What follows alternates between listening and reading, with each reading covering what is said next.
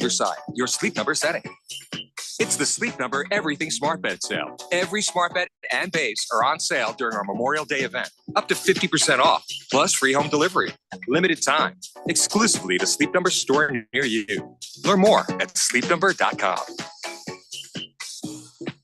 My best friend died suddenly, and now his wife and kids have to move out of their house. I had no idea he didn't have life insurance. If I could go back, I'd tell him how easy and affordable protecting your family can be with SelectQuote. In 15 minutes, a licensed insurance agent found me a $500,000 life insurance policy for only $18 a month. They compare many of the nation's most highly rated insurance carriers to find the right coverage and price for your needs. In the last 40 years, they've helped more than 2 million families secure over $700 billion in coverage. Even if you have a health concern, SelectQuote agents can find you the right policy at the lowest price. Don't wait until it's too late. Get peace of mind that your loved ones are protected with life insurance. Call SelectQuote at 1-800-480-5454 for your free quote today. That's 1-800-480-5454 or go to SelectQuote.com. That's 1-800-480-5454. Details on example rate at SelectQuote.com. These are all the things you would hear upon getting into and starting your car, going wherever the road takes you. It's just, there was one sound noticeably missing. Oh, man. Remember, click it or ticket. You don't want a fine, and it just might save your life. So don't risk it. Click it or ticket. This message is brought to you by NHTSA. My pain is considerable, but that prescription is dangerous. The side effects of my medicine are worse than my condition. I'm in recovery. I can't take those pills. When faced with a health crisis, you shouldn't have to choose between risks. Choose natural healing. At the Naturopathic Physicians Group in Scottsdale, our naturopathic doctors are experts in full spectrum care using a natural approach. Patients come in for a variety of issues, including joint pain, chronic conditions, and issues specific to men's and women's health. Our naturopathic doctors can restore pain-free joint function and restore balance in immune, digestive, and hormone systems, which often improves immediate physical symptoms without having you take a bunch of pills. If traditional medicines aren't working, don't you think it's time to start feeling like yourself again? Call Naturopathic Physicians Group at 480-451-6161. That's 480-451-6161. Or go to naturopathicgroup.com. When life gets overwhelming, but you just don't feel like talking, help is only a text away. Trained and caring crisis specialists are available by text 24/7 to assist with suicidal thoughts, substance use issues, depression, anxiety, and more. You are never alone. When you need help, please text HOPE to 4HOPE. From anywhere in Arizona, text the word HOPE to 44673. This message is sponsored by Solari Crisis and Human Services. KQFN Tempe. Also transmitting on K257CD Phoenix at 99.3 FM and K240 EU Mountain Hills at 95.9 FM. Wherever you go, take us along. Listen to our live stream on our free Fanatic app. Download it today. All right, people, settle down. Because it's time. Time for what? Showtime. When does it start? Right now. 3, 2, 1. Let's get on with the show. Let's do it.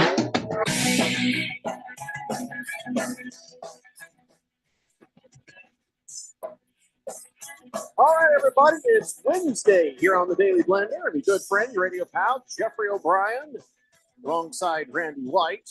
Of course, right now on his YouTube screen, it's Cecil the Wonder Dog. We got Harris Hicks in the control room, and you guys are on the Fanatic text line, 888-368-1580. We broadcast live in the Harmon Solar Studios in Scottsdale. And right now, the Diamondbacks are up 8-4 over the Giants. But, well, you can expect that because it's the Diamondbacks' day to win. You know, because they win in a dotted line. They win, they lose, they win, they lose. That's right. They have to alternate, Jeffrey. Yeah, I don't know what the deal is lately, but I don't want them to break that cycle today, but I might not mind them breaking that cycle the next time they play. But anyways, here we are. It's Wednesday and stuff. So yesterday during the show, at the end of the show, I gave Harris an assignment because on this date in Big Georgia sports history, It was about Charlotte Lottie Dodd from 1904, who just from we read off her list of stuff that she did, we're like, my gosh, is this the best female athlete of all time? But if she's not of all time, perhaps of the 20th century. So I gave Harris the assignment. He accepted it. And now he's going to let us know where Charlotte Lottie Dodd from England stands in the world of female athletes. She's first. She's the greatest athlete ever. You just blurted out she's first. You didn't give any lead up or just nothing. You didn't explain anything. Nope. I was so blown away. And I'm going to explain because I found more facts about her that are just mind-boggling to me. So, hit us with some history, Harris. Okay, so I'm going to go through this. Obviously, when she won Wimbledon, she was 15 years old. That was mentioned. 15 years old is crazy. Can't even get a driver's license yet and won Wimbledon. Won a silver medal in archery. Well, hey, Harris, in 1904, I don't think you could get a driver's license. Could you not? Oh, yeah. And she did it back in 1887. Right. So. Right. That's a good point. Well, at least she couldn't now, is what I'm saying. Still, the point is that age 15 winning is crazy. But anyway, you're right, Jeffrey. They also did a lot more reading back then. They did do a lot more reading. So she was probably smarter than any 15-year-old today. Right. Oh, 100%. I mean, 15, that's Gen Alpha. That's not even Gen Z. So that's like that generation. You think Gen Z's bad? Oh, that generation, Jeffrey. Oh man. So get this. Here comes Randy. Our teenage girl here who's turning 15 not too far from now. Yep. She was in the car with her mom the other day. Yep. She says, kids these days are saying things that I just don't understand. She's talking about like elementary school kids when she's in junior high. Uh-huh. And I'm like, wow. They say things that I have no idea what they're talking about. I'm just saying the changes are happening faster. Used to be you'd have like 10, 15 years of the same. Now it's just like clumps of time where everybody's using different slang. But I'm sorry, Harris, go ahead. Tell us about Lottie Dodd. Okay. So won the British Ladies Golf Championship, silver medal in archery. She founded and played on the English field hockey team. The Guinness World Book of Records has her as the most versatile women's athlete ever. Climbed 2 mountains over 4,000 feet. And get this, on one of the tournaments that she won, she was so good that they made a 15-point handicap when she won the amateur tennis tournament. So her opponent, which means automatically started with a 15-0 lead every set, and she still won. Wow. That is insane. She also became the first ever tennis player to grip a tennis racket single-handed. You know how sometimes when it'll go, when it'll go to the right, sometimes tennis players will do this and that. Well, they used to do this with double hands. That's how they were taught every time before she came. And now, because she was the first one to ever do it, that's at least what she's credited on her resume. That's why tennis players do that. Do you think she's handing out resumes on a regular basis outside of the fact she's dead right now? I mean, but do you think she was out putting in resumes all over the place? Possibly. I hope she didn't apply for any job against me. It would have been over for me. I wouldn't have no one would have stood a chance against this girl. This is crazy. Wow. She climbed 2 4,000 feet mountains. And that's probably like the 5th most impressive thing on her resume. Are we joking? She's got to be number 1. I have Serena Williams at number 2. All right. Well, here's you can make a case that Serena Williams is the best female athlete so far of the 21st century. Yeah. And you can say Charlotte Lottie Dodd, well, she straddled the 19th and the 20th century. Yeah. Where do you put her primarily with the dates of everything that she's done? I still put her at number 1. Best athlete of the 20th century, best women's athlete, best women's athlete ever. Serena's 2. Katie Ledecky's 3. I think Larissa Latiana's 4. I don't know if y'all know who she is. She's a former Russian gymnast. Of course we do. Of course we know Harris. She sounds Russision. She is Russian. She won a ton of gold medals, like a lot of gold medals. Was she maybe a gymnast? She was a gymnast, Randy. See, Harris, don't be a child. See, Randy hasn't missed a beat. Randy has not missed a beat, man. Of course we know. So I was looking through this resume, and I was Randy. I had no idea. Did you guess that? You just guessed that, right? I was ready to put Serena at number 1 and call it a day, and then I was like, "Oh, just take a look at her resume," and I was just floored. They'd have put a handicap on her because she was that That good. is the best story right there. That's burying the lead, Big Insane. George. Yeah. The fact that, and then here's the thing. She was probably like, yeah, let's do this, keep it fair. And she was all for it. If you were playing against her, you'd be like, why am I even doing? What do I have to win out of So this? I would say no. I don't want the handicap. Let's just play Yeah. it fair and square. Yeah. I'll take my lumps that way. And because if on the off chance you catch her on a bad day and you win, do you feel good about it? No, because all the pressure's on you. You have an automatic lead without even doing anything. Unless you beat her by 15. Yeah.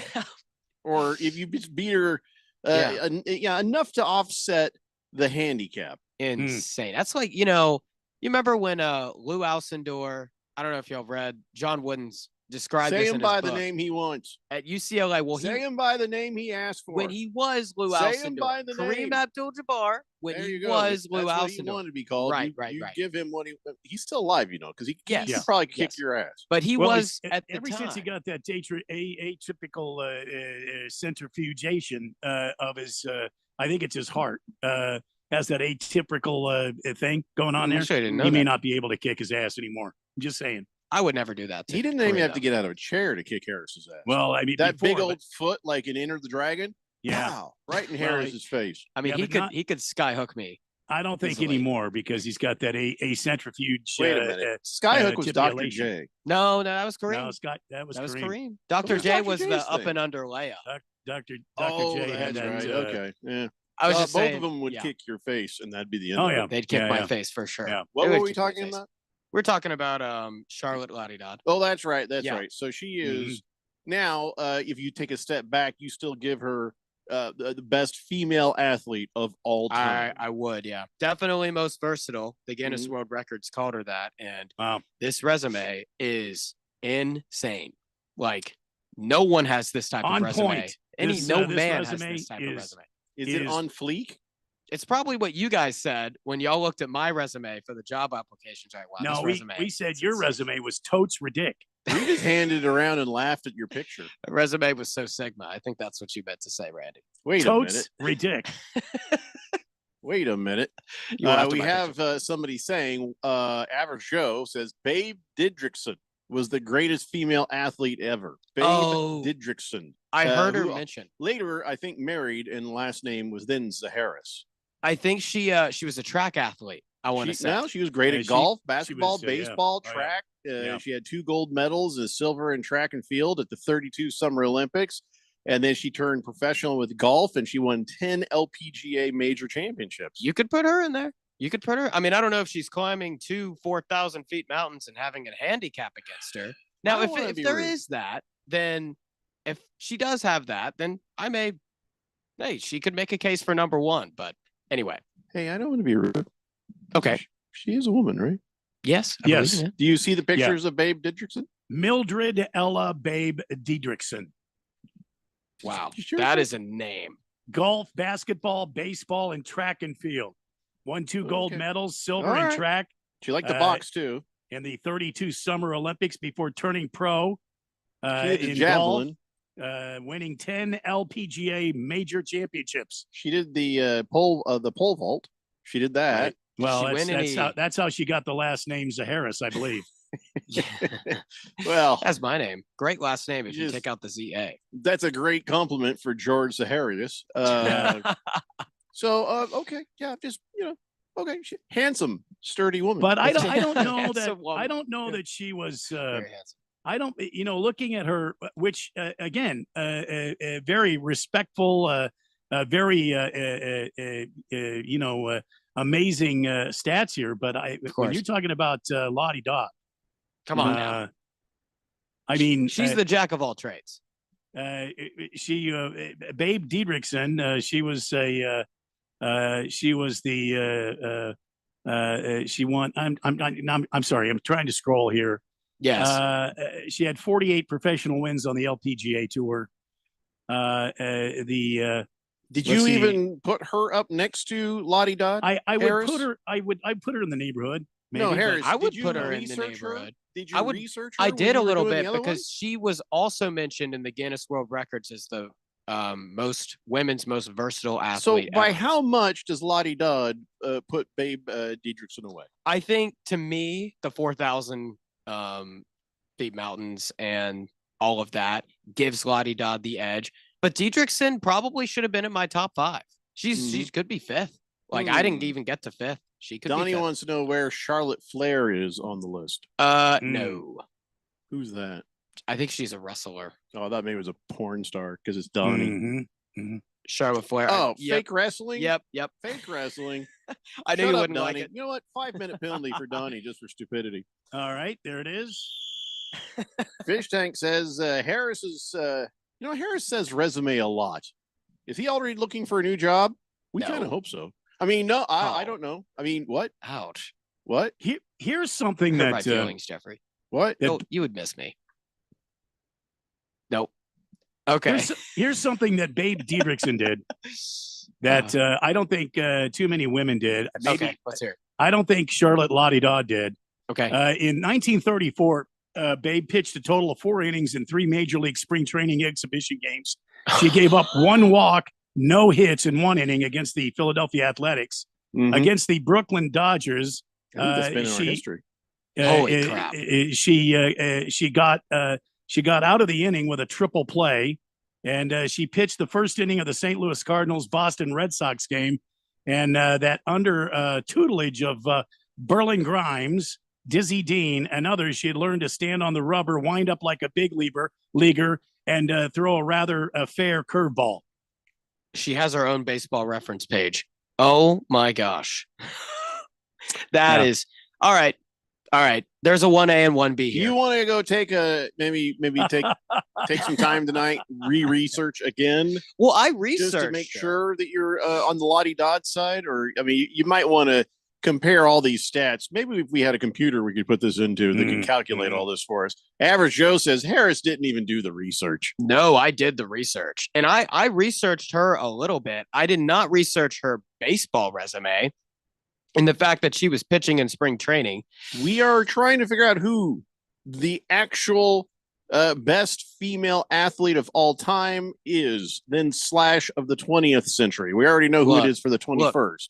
I'm going to say this. I think Charlotte Lottie Dodd's peak is higher because say what you want about is that like a climbing a mountain pun, because you're about to get a penalty. No, I'm not going to make it a pun. Anyway, I was about to get somewhere with that. Gosh darn it. But Did you wash your place? No. I was going to say, I'll get back to my how place. we feel. I'll get What? back to my place. But Babe Zaharis wasn't winning the highest regard of tennis at age 15. Okay. Like she's good and everything that she did, that's remarkable. But winning Wimbledon, which is the masters of tennis at age 15, that is insane. We need a tail of the tape. We need to have you break this down, because I got people now like Walter Melton saying, I vote for Babe. So you're going to need to, put it down like a fighter, with all their accomplishments back and forth. We probably should make a graphic and it should be posted on Twitter. Yeah, we can do that. I could make a graphic. I can easily I do need that. a graphic. I can make one. Harris's dad says when Serena and Venus went to play tennis when they were really small, they had to rustle up quarters to turn on the court lights at the public park. Yeah. Yep. They did. Yeah. This is true. That's true. There was a movie. Turn thing. You had to put it in. What's the movie with Will Smith? Oh my goodness. I their think dad. it was King Men in Richard. Black. No. You weren't very specific. Which movie are you talking about? King Richard. It's a Well, if you really knew the title. Why are you it's a asking really good me? movie because I just forgot about it for a second and then I realized I had the light bulb moment, Jeffrey. Uh-huh. Yeah. It just takes a little bit sometimes. Swazman says, roll call, I'm here. And then he sends me a picture of the Diamondbacks game in the background, and a little teeny radio says 1580 right there. Perfect. Hey, Nice. That's the life right there. Well Love done. to see it. What happened here? Where's my score? What's the score? Oh my God. Oh, it's the top of the 8th, 2 outs, and the Giants are crawling back towards the Diamondbacks. It is 8-6. They just had 2 runs scored in the last inning, but now it's the Diamondbacks' turn yet again.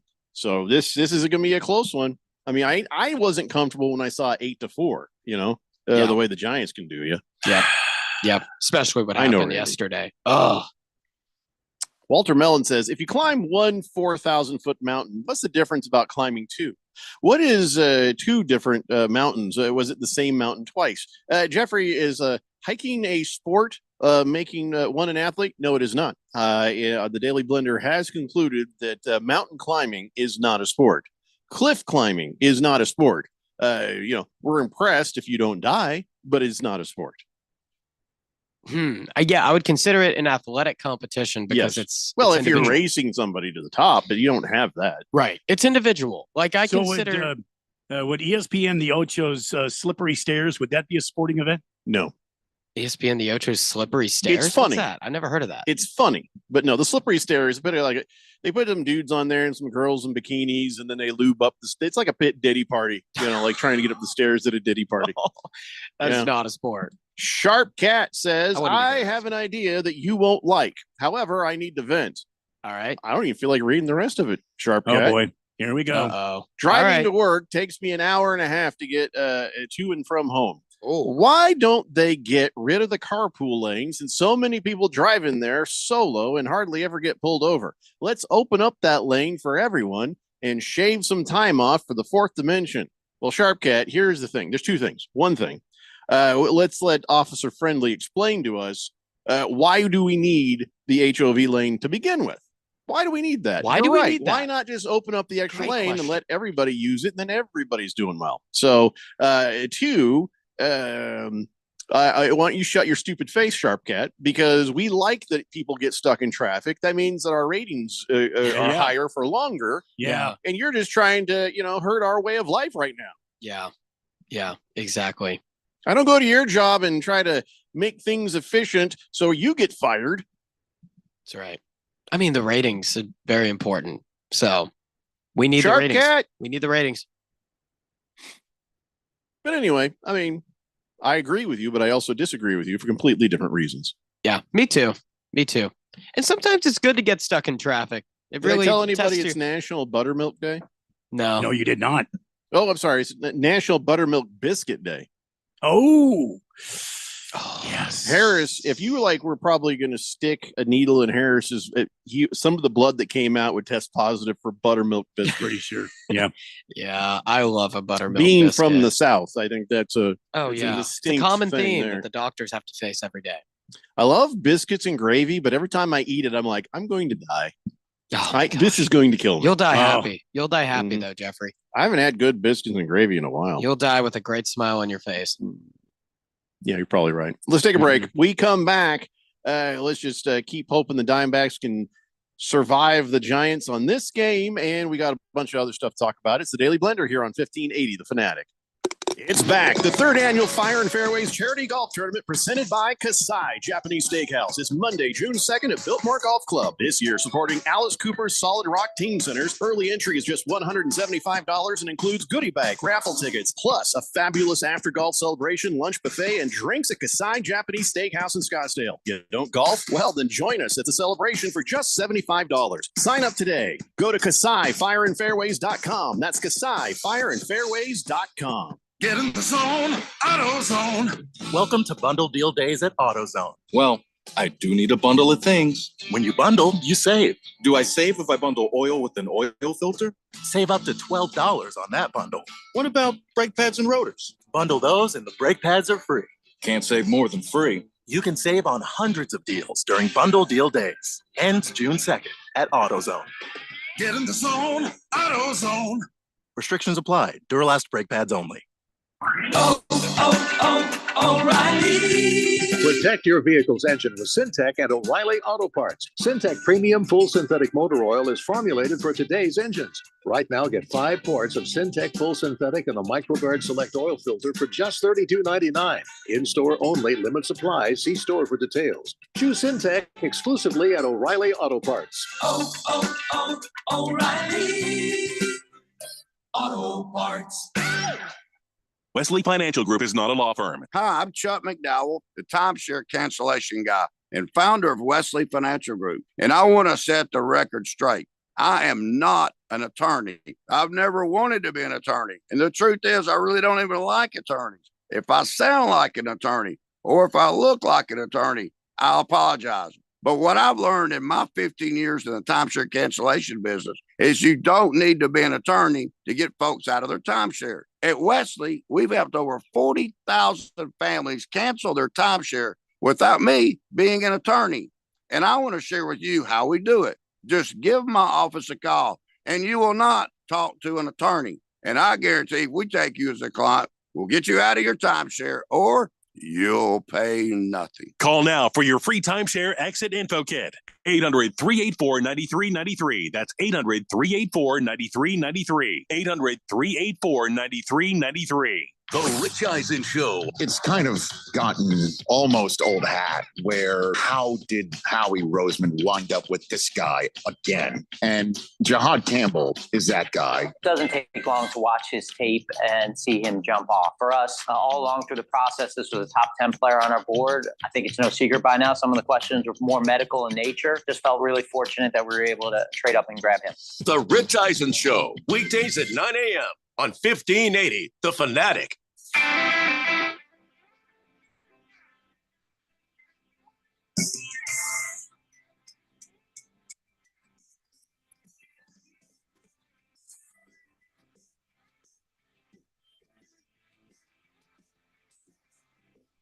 What's the difference?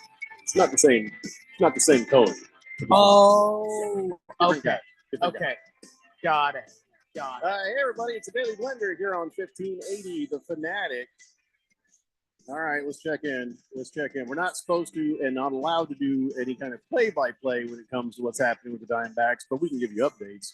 And I don't know how accurate this information is, but it looks like it's bottom of the eighth, 2 outs. Diamondbacks 8, San Francisco Giants 6.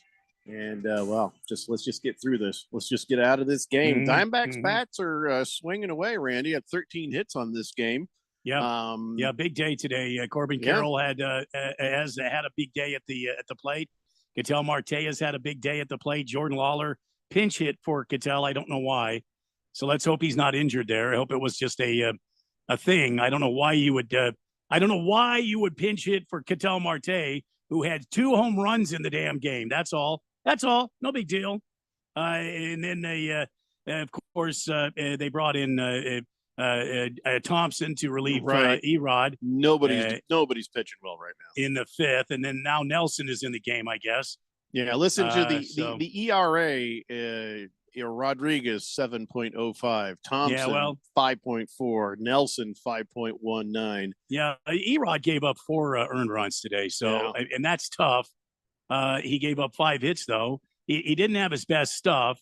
And quite frankly, and I'm not making an excuse here, the umpire has been inconsistent as you can get. I was watching the game before I got on the air today, and it's happened for both teams. I mean, he's been very inconsistent behind the plate, and I am a true blue, dyed-in-the-wool baseball fan.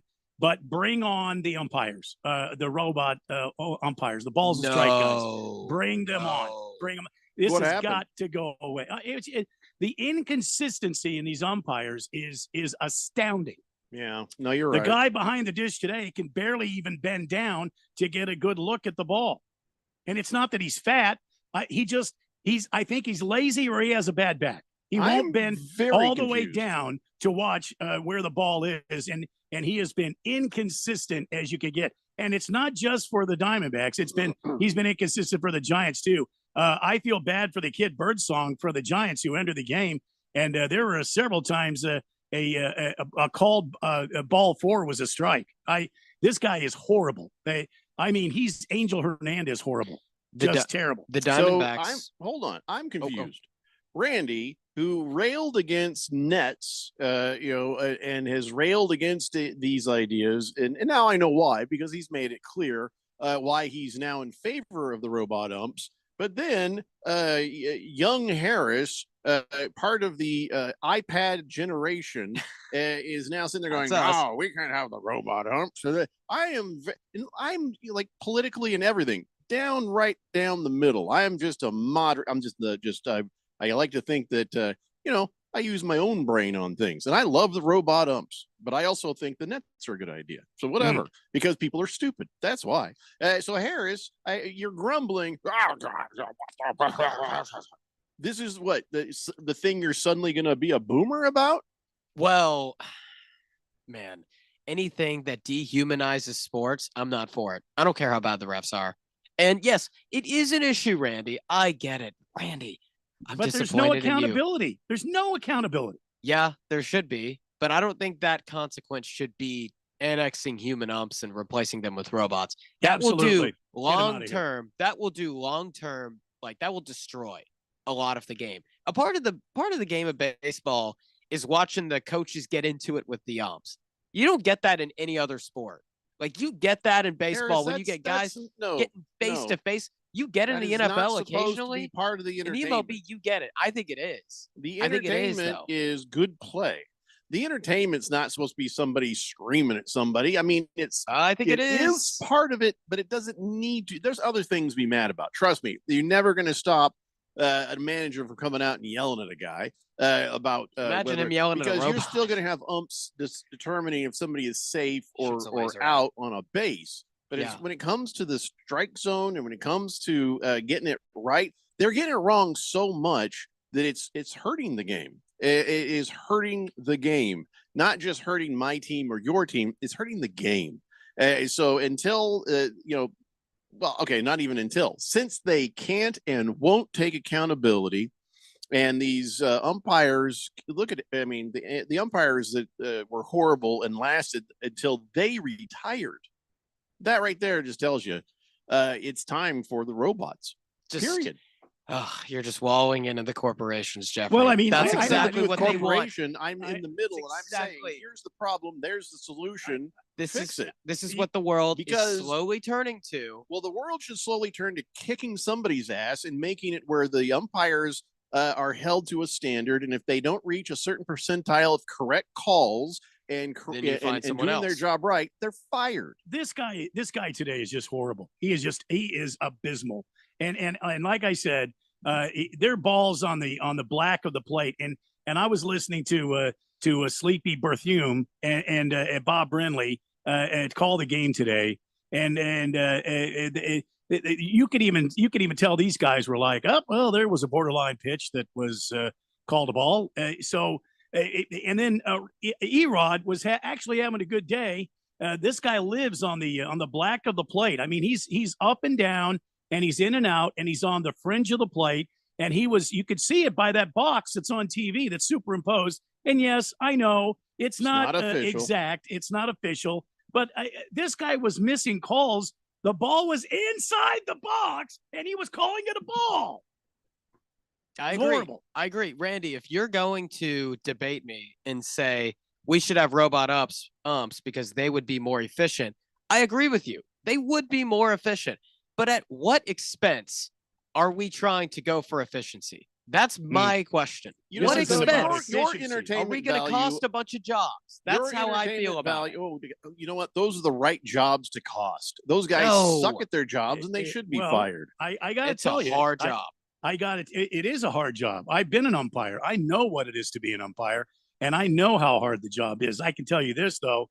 When I did the job, I took pride in what I did. I didn't collect a six-figure paycheck for doing a terrible job, and that's what the guys like Angel Hernandez was doing, and Country Joe West, guys like that shouldn't even be out there anymore. They've been out there forever, just reaping in all of the monies that they can get, and just do a terrible job. It's not good for baseball. It's not good for the fans. And you talk about costing jobs. How many pitchers have been kicked out or demoted or waived, put on, up for assignment because they can't pitch. They can't pitch effectively because these guys, these meatheads, are behind the plate doing a horrible job. But maybe instead of doing a whole robot umps thing, you charge them a little bit lower of a base salary for refs, and then you make it completely commission based. So every call they get right, they get a little bit more. Every call they get wrong, they get a little bit less. And that's nice and everything, but it'll never happen. Because of the union? It's Oh, because yeah. the union is. That will never happen. Yeah, That will everything never you're arguing, is everything aggravating. we're arguing is not going to be. Like, this will tell you something though, Harris. Okay. It is so bad. Major League Baseball is bad. probably going to institute the actual robot ump for balls and strikes, or have it available as a way of challenging. But I think it should just be there, permanent and period. But see, Major League Baseball, who has done nothing in fear of the umpires union, they have done this. That tells you so much. Which causes the question, why aren't umpires paid by the MLB? Like, why aren't they just full-time employees of the MLB? Like, that's what it should be, is instead of getting like a whole union and getting them part-time, they should be full-time in the MLB. They are employed by Major They are League employed, Baseball, but the not like union, full-time. The baseball union, is their representative. Like in any job, you don't work for the union of the railroad. You work Right. for the railroad, and the union represents you. Yeah, I know essentially that. It's just sometimes in sports, you get refs that are part-time. Like you get NFL refs that are like part-time and not full-time. Well, Harris, keep in mind, the part-time refs are getting full-time money. Okay. You know what I Okay. mean? Yeah, They're I getting guess that's a fair point. $175,000, $200,000 a year. You can call it part-time, but in reality, that person should devote their entire life to Yeah. getting it right. Yeah. How many guess it's people would fair love point. a part-time job that gives you $200K? Isn't that what I have now? Their salary, I make just way to give more you than that. just to give you a rough estimate That's here, the major league umpires' salaries based on experience, the rookies that come in are making 150 grand a year. Okay. The veterans are making upwards of $500,000 to Crazy. more than that. That is Crazy nice. with no per year. accountability. And then you got to believe a lot of these guys have off-season jobs where they are working as lawyers and professional people like that. They should Yeah. be They're birthday making- clowns. and they're exactly they should be going Bozo the clown going to 13 birthday parties a week, and they're not. These guys Getting are making kicked in the nuts by a little great kids. salary, and then they get paid an excellent salary to be an umpire in Major League Baseball. And Okay. this is the kind of shenanigans we get. Randy, let me stop you right there. Shenanigans. Because a lot of these guys are going on, like you said, being lawyers or ordinary jobs. Why aren't there offs? Because the MLB, they're not short of money. Why aren't there off-season programs and training to routinely be able to develop these guys? Like, this was my issue that I was getting at, is a lot of times these guys would go in and be lawyers or be contract, whatever the heck they are, instead of working in the off season with the MLB and then maybe focusing on developing more things in them. Like they don't essentially have an off season to get better. They're doing their normal jobs. They're ordinary people working classic jobs and then thrusted into a crazy big stage. And they're actually spending their most time being a lawyer and not spending the most time training to be MLB refs. That's the issue right there. That's what I was getting at with the part-time. Yeah, Harris just spent an awful lot of time saying exactly what I said in like one sentence. Yeah. Which was they're paid full-time money for a part-time job. They should be devoting themselves to educating But themselves they're and being not. the best they can be. Now, They're if you're really, really great at your job and you don't need that, and you can also work as your lawyer or whatever, fine. But man, the proof has got to be in the percentiles. It's got to be in the evaluations. They have to be open to that, and they have to be ready to roll the dice on getting fired or sanctioned or reduced. Some accountability, and this has been a thing on this show, probably till we're blue in the face. Until there is accountability, these things are never going to get fixed. That right there is that is it right there. That is the underscore, the bold, if you will. Until there is accountability. So is there a way to fix this then, to where you can get them full time, or where the union not let them do that? No, I don't. The union is not going to allow Major League Baseball to gain any ground on these umpires, but they're going to have to. They're going to have to either pay more for these umpires to work just bases and then be a stooge sitting back there doing whatever the balls and strikes machine tells them to do, or they're going to have to make it a challenge only type of situation like we saw in this year's spring training, where the batter, the coach, and or the pitcher can call for a challenge of that last pitch. And I as much as Drunky Drunk has tried to make the game faster, it's going to slow the game down because, like I said earlier, my point being, how many baseball pitchers have lost their careers because of crappy umpires? It happens. Fish Tank says they don't have to lose jobs, Harris. Someone sits back there with the buzzer and it'll vibrate and then it's a strike and then they can be lazy and they can strike and then it won't ruin the game for the rest of us. Yeah. No, the amount of umpire jobs that would be costed if you have robots in the MLB would be a decent amount. Maybe you should have done your job better to begin with. Would be a decent amount. The issue isn't should we have robot umps or not. The issue is we're not putting enough the MLB is not putting enough resources into the refs in the offseason because of the union. That's the issue. I think Jeffrey is the problem. Well. The union is the problem. I think that's it. Harris, There's got to be a solution. solution. But it's not just in sports, but in all walks of life. There's a pendulum that swings, and it starts here where, oh my God, the big business is being horrible and abusing the workers. We must unionize. We must stand against them. And as the pendulum comes down and the power starts to swing back towards, I'm not even going to say the people, to the union. The power swings to the union, and then all of a sudden it makes it oppressive and hard for anyone to do actual business. And now the victim now is business. And by way of that, the people the union represents, because if you push business too hard, what happens? They shut it down. They move it somewhere else. Now the unions are like, now everybody's unemployed. Who are we a union for? So the pendulum swings, but in the end, the larger entity will win. Now that is life in general with the union. The pendulum swings. Yeah. And I don't understand why it doesn't swing in a direction where Major League Baseball or the NFL or the NBA, can exert some power. Yeah. You know what I'm saying? It feels like all the power is in the lap of the union, of the officials, of the referees, of whatever, and nothing's getting fixed. And all of it is getting worse. Yeah. Except for hockey. They seem to be doing all right. They do. You bring up great points. Jeffrey. Hockey seems to be doing all right. I think the issue, the NBA and MLB have the worst issues with officiating, in my opinion, of any sport. The NFL's got some, but the NBA and MLB, goodness gracious, it's like bad call after bad call. And there needs to be something done there. But yeah, it is odd that the businesses don't have more power here. I wonder why that is.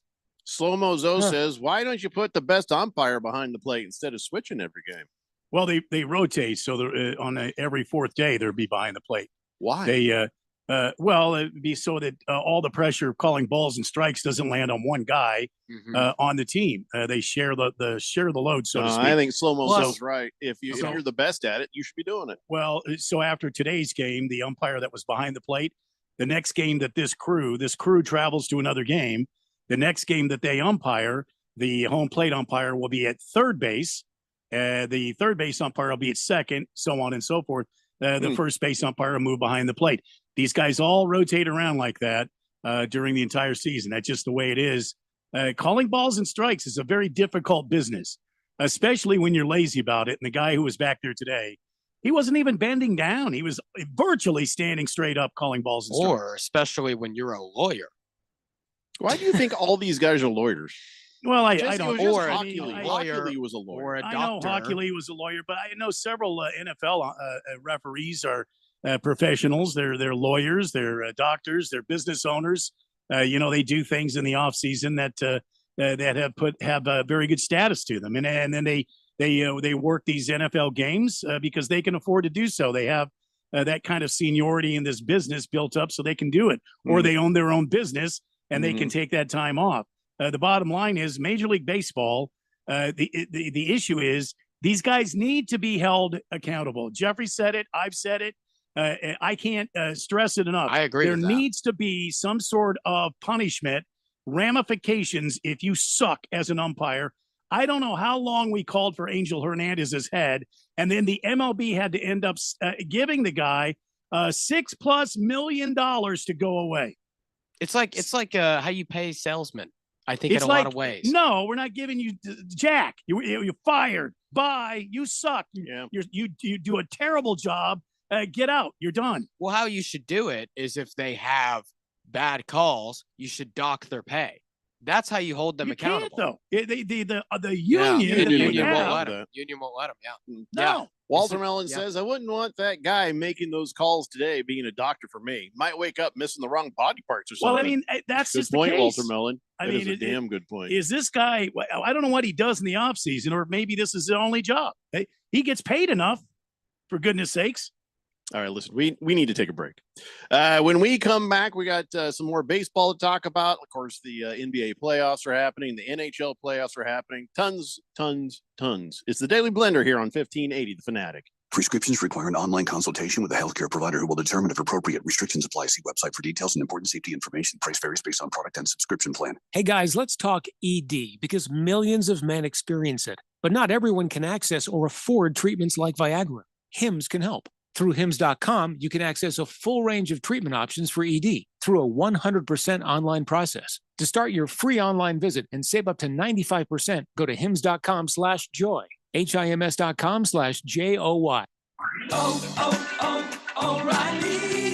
Protect your vehicle's engine with Syntec and O'Reilly Auto Parts. Syntec Premium Full Synthetic Motor Oil is formulated for today's engines. Right now, get 5 quarts of Syntec Full Synthetic and a MicroGuard Select Oil Filter for just $32.99. In-store only, limit supply. See store for details.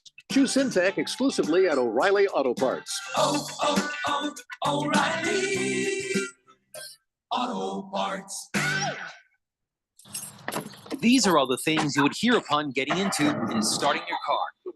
Going wherever the road takes you. It's just, there was one sound noticeably missing. Oh, man. Remember, click it or ticket. You don't want a fine, and it just might save your life. So don't risk it. Click it or ticket. This message is brought to you by NHTSA. Breaking news, and this one is almost unbelievable. Yeah, it's all about new customers at Bet365 because they get $150 in bonus bets when they bet $5, win or lose. And even better, bonus bets can be used on the spread, totals, and player props. There you have it. Bet $5 to get $150 in bonus bets, win or lose. And see why. It's never ordinary at Bet365. 21 plus only. Must be physically located in Arizona. Gambling problem? Call 1-800-NEXT-STEP or text NEXT-STEP to 53342. T&Cs apply. Available in app only. Forgot something inside or picking up food from the store? Never leave a child in a car. In Arizona, heat stroke can happen in seconds. Temperatures can rise 20 degrees in just 10 minutes, making a vehicle dangerously hot. Heat stroke can happen even in the shade or when it's below 60 degrees outside. Once you park, always remember to stop, look, and lock. Visit heatstroke.az.gov to learn more. This message is sponsored by the Governor's Office of Highway Safety. 2025 NASCAR Championship Weekend. October 31st through November 2nd. Experience the thrill of NASCAR racing at Phoenix Raceway. October 31st, it's the NASCAR Craftsman Truck Series Championship. November 1st, it's the NASCAR Xfinity Series Championship. And it all culminates with the NASCAR Cup Series Championship on Sunday, November 2nd. This event will sell out. Go to PhoenixRaceway.com for more. Don't miss the NASCAR Championship weekend at Phoenix Raceway. Get your tickets now. Your home for sports. 1580 and 99.3 The Fanatic.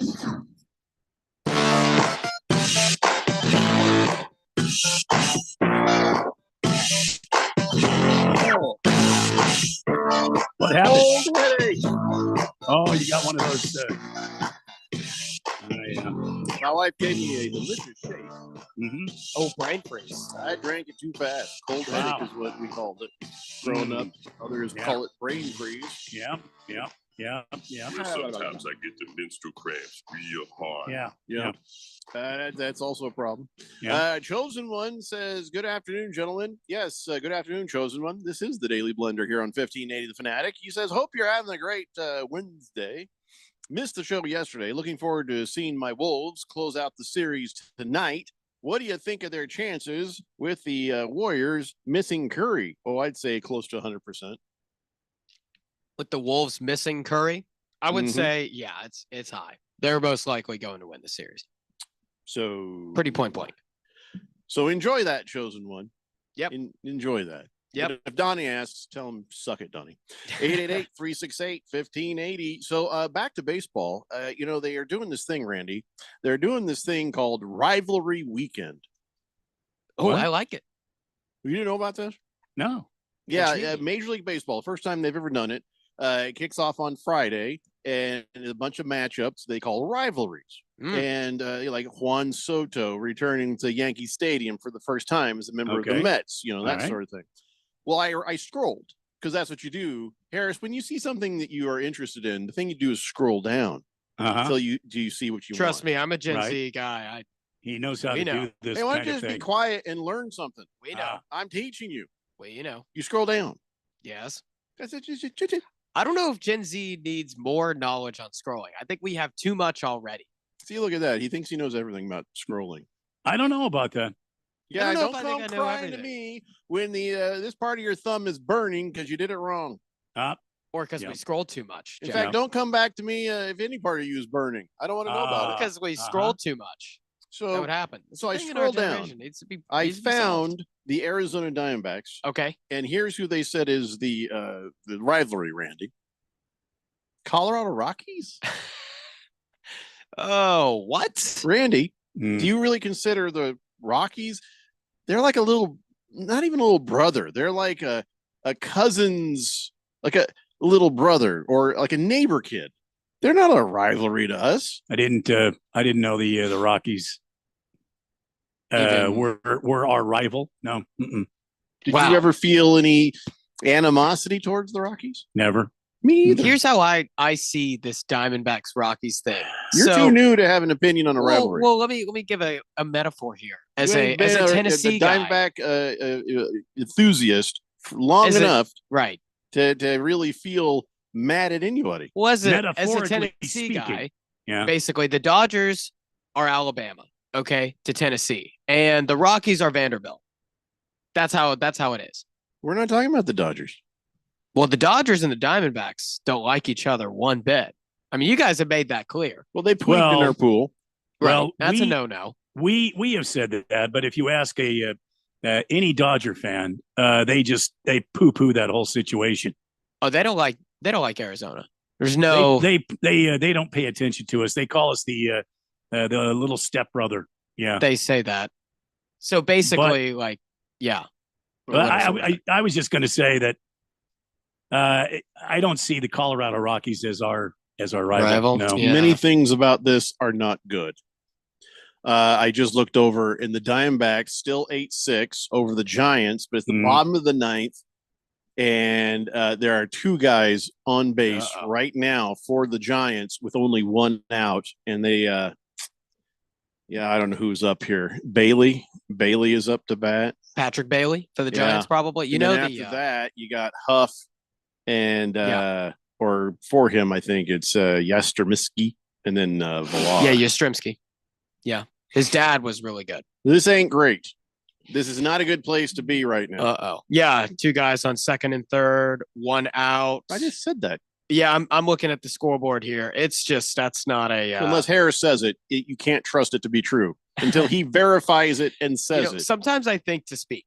Sometimes I speak to think. And so when I see it out loud, I'm processing. Probably need to flip that idea. Flip that idea. Life gets better, especially in before. regards to women. Yeah. Think. Yeah. Before. Yeah. No, you're right, actually. You're right. But sometimes I do it when I'm talking about sports. I pick and choose. So as bad as the Rockies are for Major League Baseball to call it a rivalry for us. Rivalry. The all-time record between the Diamondbacks and the Rockies, 262 to 209. I would have thought that would have been a larger margin in favor of the Diamondbacks. Well, there's a lot of years where the Rockies actually had good ball teams. Yeah, there is. I have no memory of it. 07. Oh yeah. They had some good ball teams. They had some good pitching. They had some smashers that would hit the ball out of sight. They had base running. They had some good teams. And then they just have kind of silently spun out of control.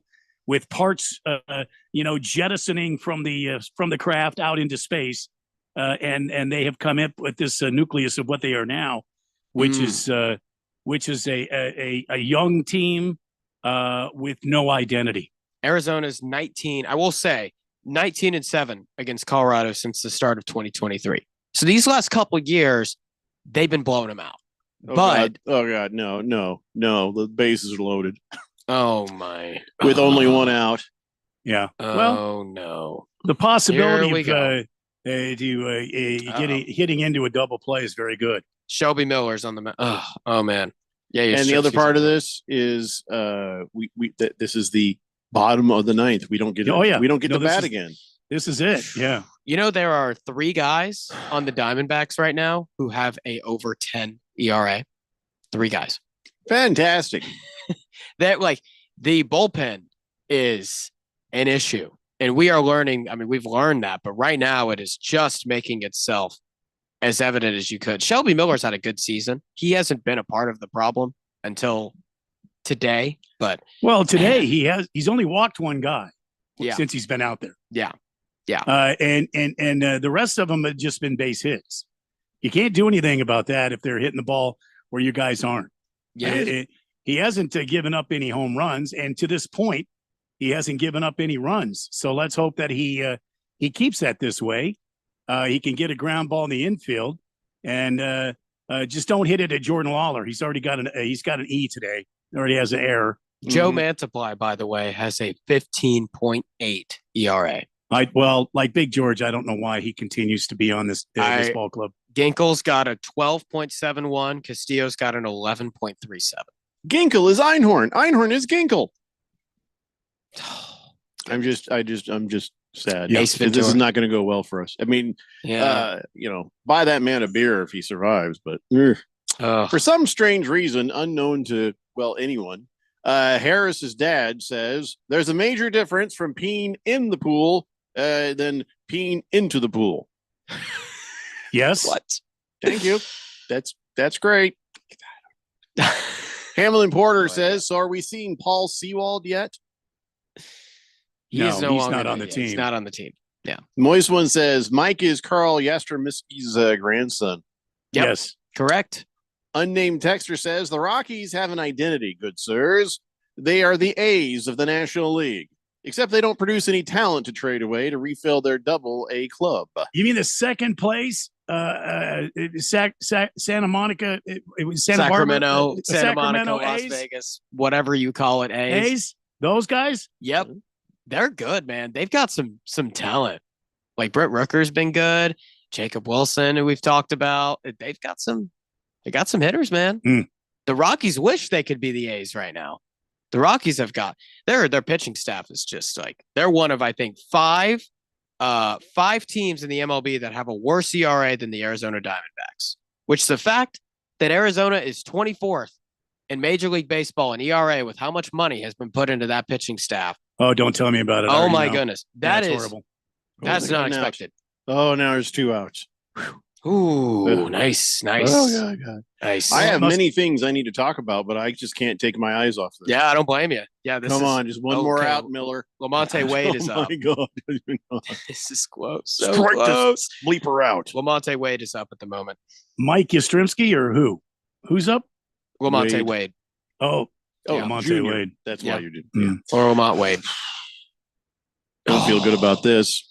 We got the PGA Championship this week, and we will have updates for you. Oh yeah, twice an hour on Thursday, Friday, Saturday, and Sunday.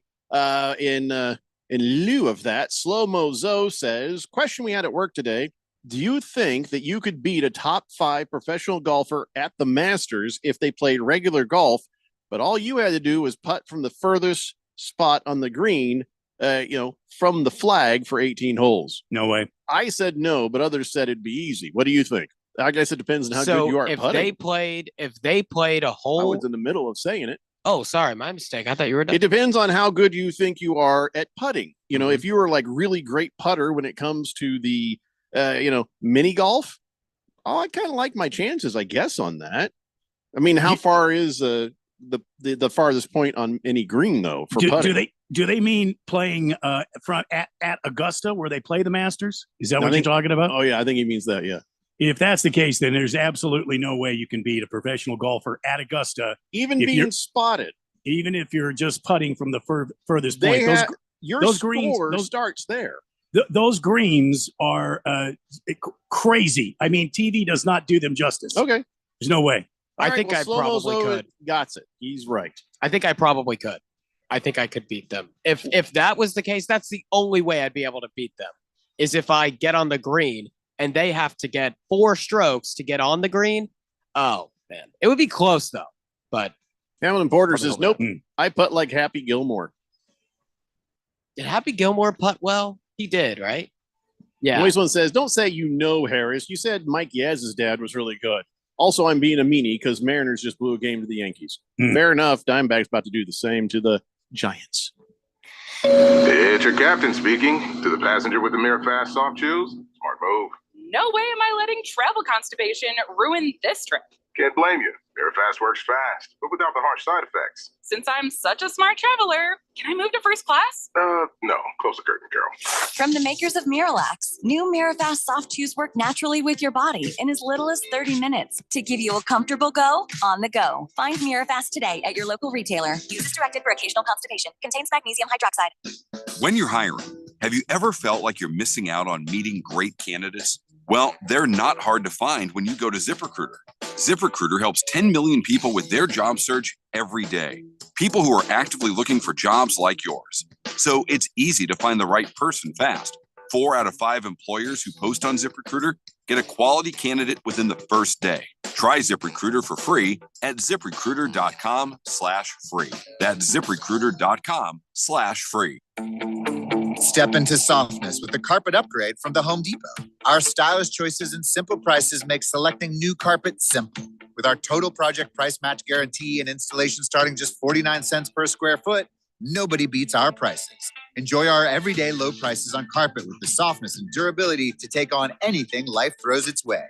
Refresh with new carpet today from the Home Depot.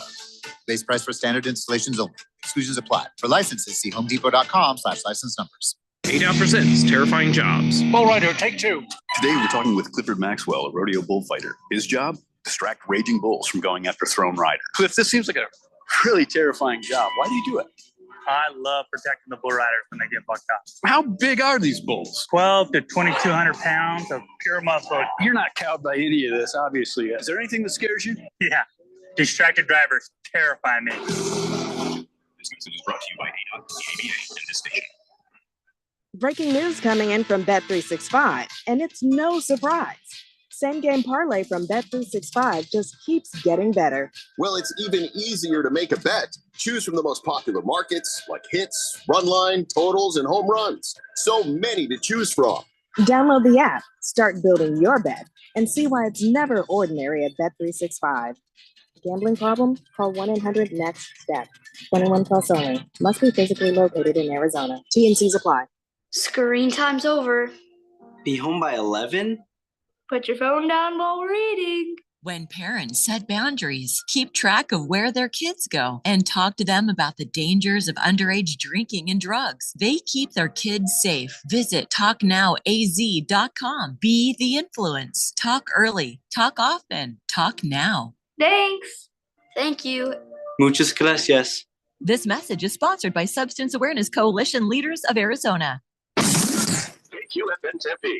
Also transmitting on K257CD Phoenix at 99.3 FM and K240EU Mountain Hills at 95.9 FM. All right, people, settle down. Because it's time. For what? Showtime. When does it start? Right now. 3, 2, 1. Let's get on with the show. Let's do it. That was damn stressful. Yep. All right, everybody, it's 4 o'clock here on the Daily Blender. I'm your good friend, radio pal, Jeffrey O'Brien, alongside Randy White. We got Harris Hicks in the control room, and you guys are on the Fanatic text line, 888-368-1580, broadcasting live in the Harmon Solar Studios in Scottsdale. And I'm a little confused, but yeah, we survived. Diamondbacks beat the Giants 8-7. Damn near gave it away. Bases loaded at the end. And I'm watching a dumb ESPN automated feed that kind of shows you stuff, and Yeah. for some reason I thought it was tied. I don't know what happened, but yeah, it's No. 8-7. So that was a close one, Randy. That was Yep. close, man. Yep, he had bases Oh. loaded. He walked in a run. It was 8-7, and that last guy put it into play, and the Snakes got out of it. So Moisman good. says you could say he cost the Giants a game. 2 minutes. I could go either way on that, but yeah, that's probably fair. Good one, Moist one. Fish Tank says, put another one on the board for smooth Harris transitions, by the way. Oh, leave him alone. He's a rookie. So, okay, a whole new hour. We got at least the Diamondbacks win to cheer us up. Mhm. And boy, we all better batten down the hatches for rivalry week when we have to play the dreaded Colorado Rockies. You know, we should just start hating these Right. people because we're supposed to. Mm. What do you say? What hateful things can we say about the Colorado Rockies? Boy, I can't think of anything. Their mascot's stupid. It's a dinosaur.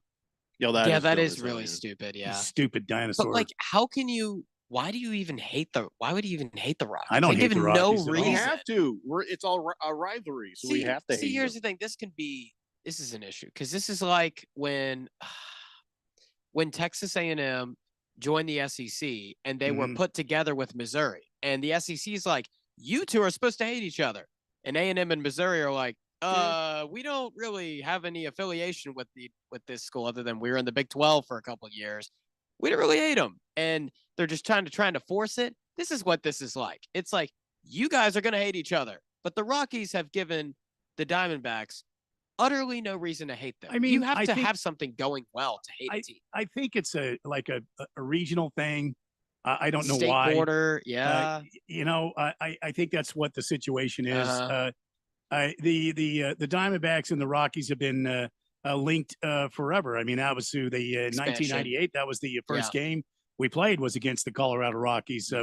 We historically Don't- open a season against the Rockies. Mhm. We train with the Rockies in the spring training facility out at out here in Scottsdale. Yeah. So there's been this link with the Rockies and Diamondbacks since the Diamondbacks came into being. And like I said, Colorado did have time when they had good teams, good pitching. They had good hitting. They had a strong defense, and they were even contenders. I mean, they've gone to several postseasons, but they just can't seem to finish the thing and win the big one. So I don't know why it's got to be a regional or a something like that. A location type of because LA's rival, quote unquote, is San Francisco. Always has been, always will be. San Francisco, LA. You talk about the Giants and Dodgers. You talk about the Mets and the Phillies, Mets and Phillies, or the Mets and Cubs. They have always had this kind of rivalry between those three teams. Yeah. Then you got the Yankees and the Red Sox. Yankees, Red Sox. That's the face of it. I mean, but Rockies, Diamondbacks.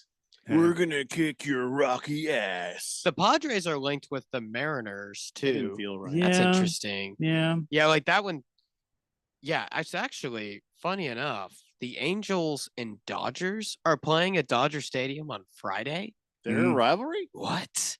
Yeah, the Angels are playing the Dodgers on The rivalry. Angels, week. the Angels to the Dodgers, or the Rockies to the Diamondbacks. Oh yeah, it's I like don't know. yeah. It's Nice like- try, Major League Baseball, but you're failing at this. The And, A's and we're going to Giants are turn playing. the Colorado Rockies into a pile of stones. I'll give myself 2 minutes. Grind that into sand or something. I don't know. I Oh, got Randy, nothing that here. was awesome. Chosen Chosen One says, oh, wait a second. Slow Mozo. He says Larry Walker, one of the players back in the day, is Canadian. Yeah, it's not enough. Chosen One says, my Twins also pulled out a close win. T. Lisher says, Diamondbacks mascot's a bobcat. So which is more dumb? No, that's pretty dumb. Yeah, Yeah. it is. And I actually But dinosaur is dumber than a bobcat. Yeah, I actually know Baxter personally too, though. Baxter is nice. Once you let him warm up to you, he's actually a pretty kind fellow. Nobody's saying he's an a-hole. We're saying it doesn't make sense as a You're saying mascot. Baxter If you're doesn't the make sense? Diamondbacks, It's not which nice is a to Baxter. rattlesnake, you should have a rattlesnake mascot. Baxter's been through a lot of identity issues already. You know what? That's his some problem. I'm sure sympathy there. he's really a great trying. guy, sweaty person inside of a costume. But I don't care. There's no it way doesn't make sense as a mascot. There's no way there's a person inside of there. I mean, he's real. I've seen it. He is. Baxter's real.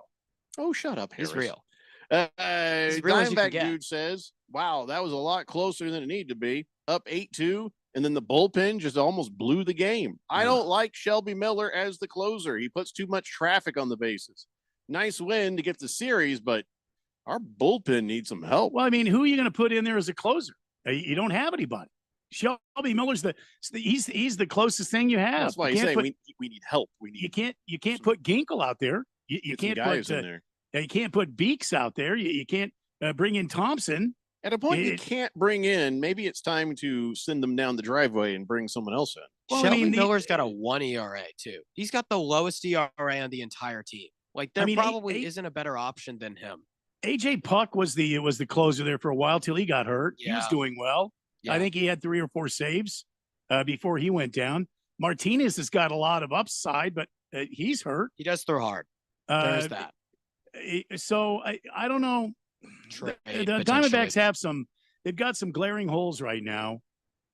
Shelby Miller's the best thing you have right now as a closer. Yep. Well, that wasn't a signal, Harris. I just had something on my shirt. I was trying to confused. I was scratch like, it off. I realized how that looked. I had like a little fleck of coconut or something there, and I'm like trying to do this. And he's all, what? I was like, go to break. Like what? You go to break now? It's not a baseball sign. Steal third. Moist one says Eddie Vedder Cup between Mariners and Padres is butt cheeks. Who likes Pearl Jam? What? What?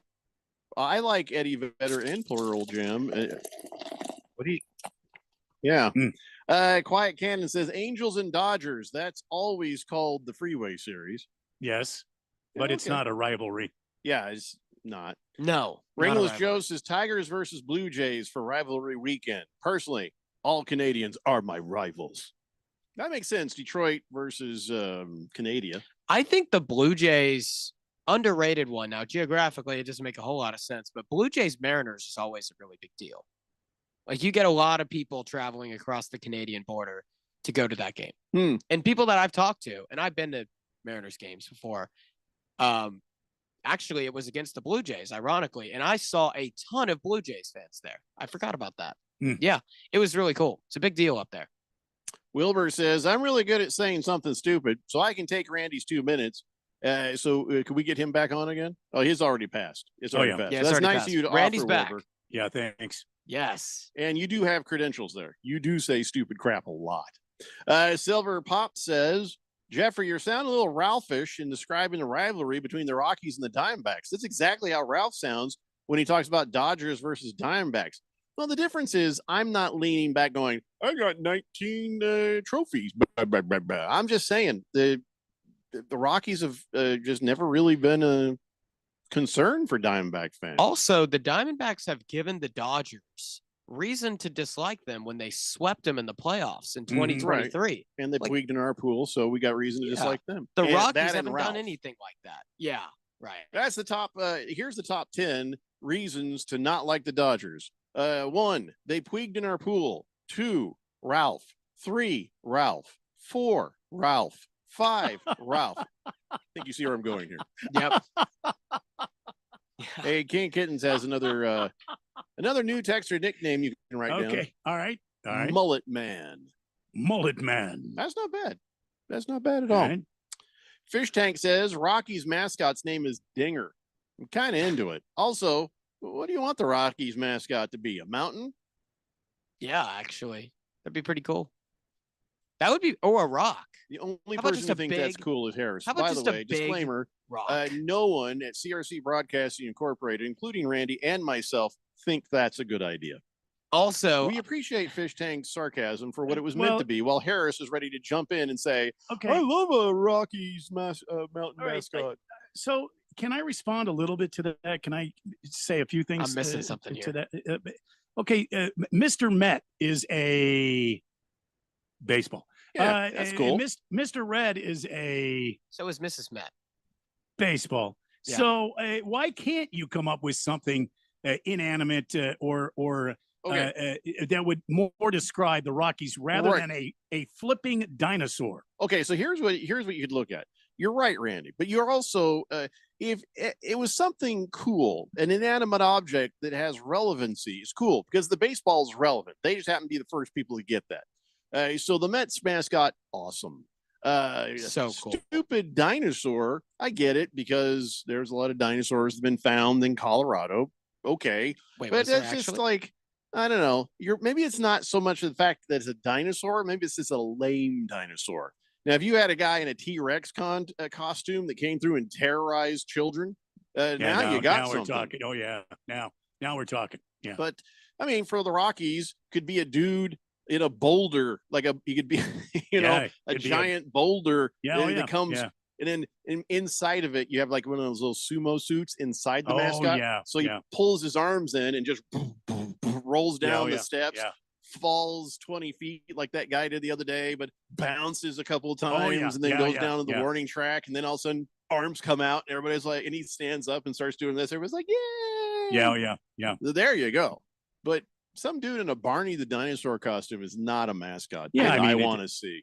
You I got to don't make care it a if it- rock, his like name is Patrick Dinger, Starr's, I like mean, that's Patrick okay. Starr's house, like a rock. Well, even better, you call him the Rock. Yeah.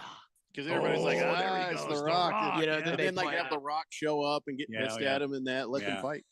then they play It the could be song. it could be like a rock with some cool sunglasses on. So what See you're what I'm saying? saying? The They should Rockies be asking mascot. me. They should be asking me for Oh, I think- consultation I on think all you're this right stuff. on that. Yeah. So the you're right on Rockies that. mascot, what we agreed on is basically just Dwayne the Rock Johnson, and they play the No, music, no, and he that's just not comes what out. I said. No, He said that. no. I said bring him in and let them fight. But the actual mascot is just this big gray. It's the rock Rock. And he's boulder battling looking for thing. supremacy against Yeah. the Rock. And if the Okay, Rock you're wins, really hung up on Dwayne Johnson Mm. showing up. You got to let that go. he's the Rock. Picture the actual Rock of the Rockies. I think I'm what- Rock of the Rockies. Okay. Rock. Okay, I'm picturing it. All Mhm. you smaller stones, bow down before me. Yeah. I keep trying to picture it, but all that I Yeah. see is Dwayne Johnson.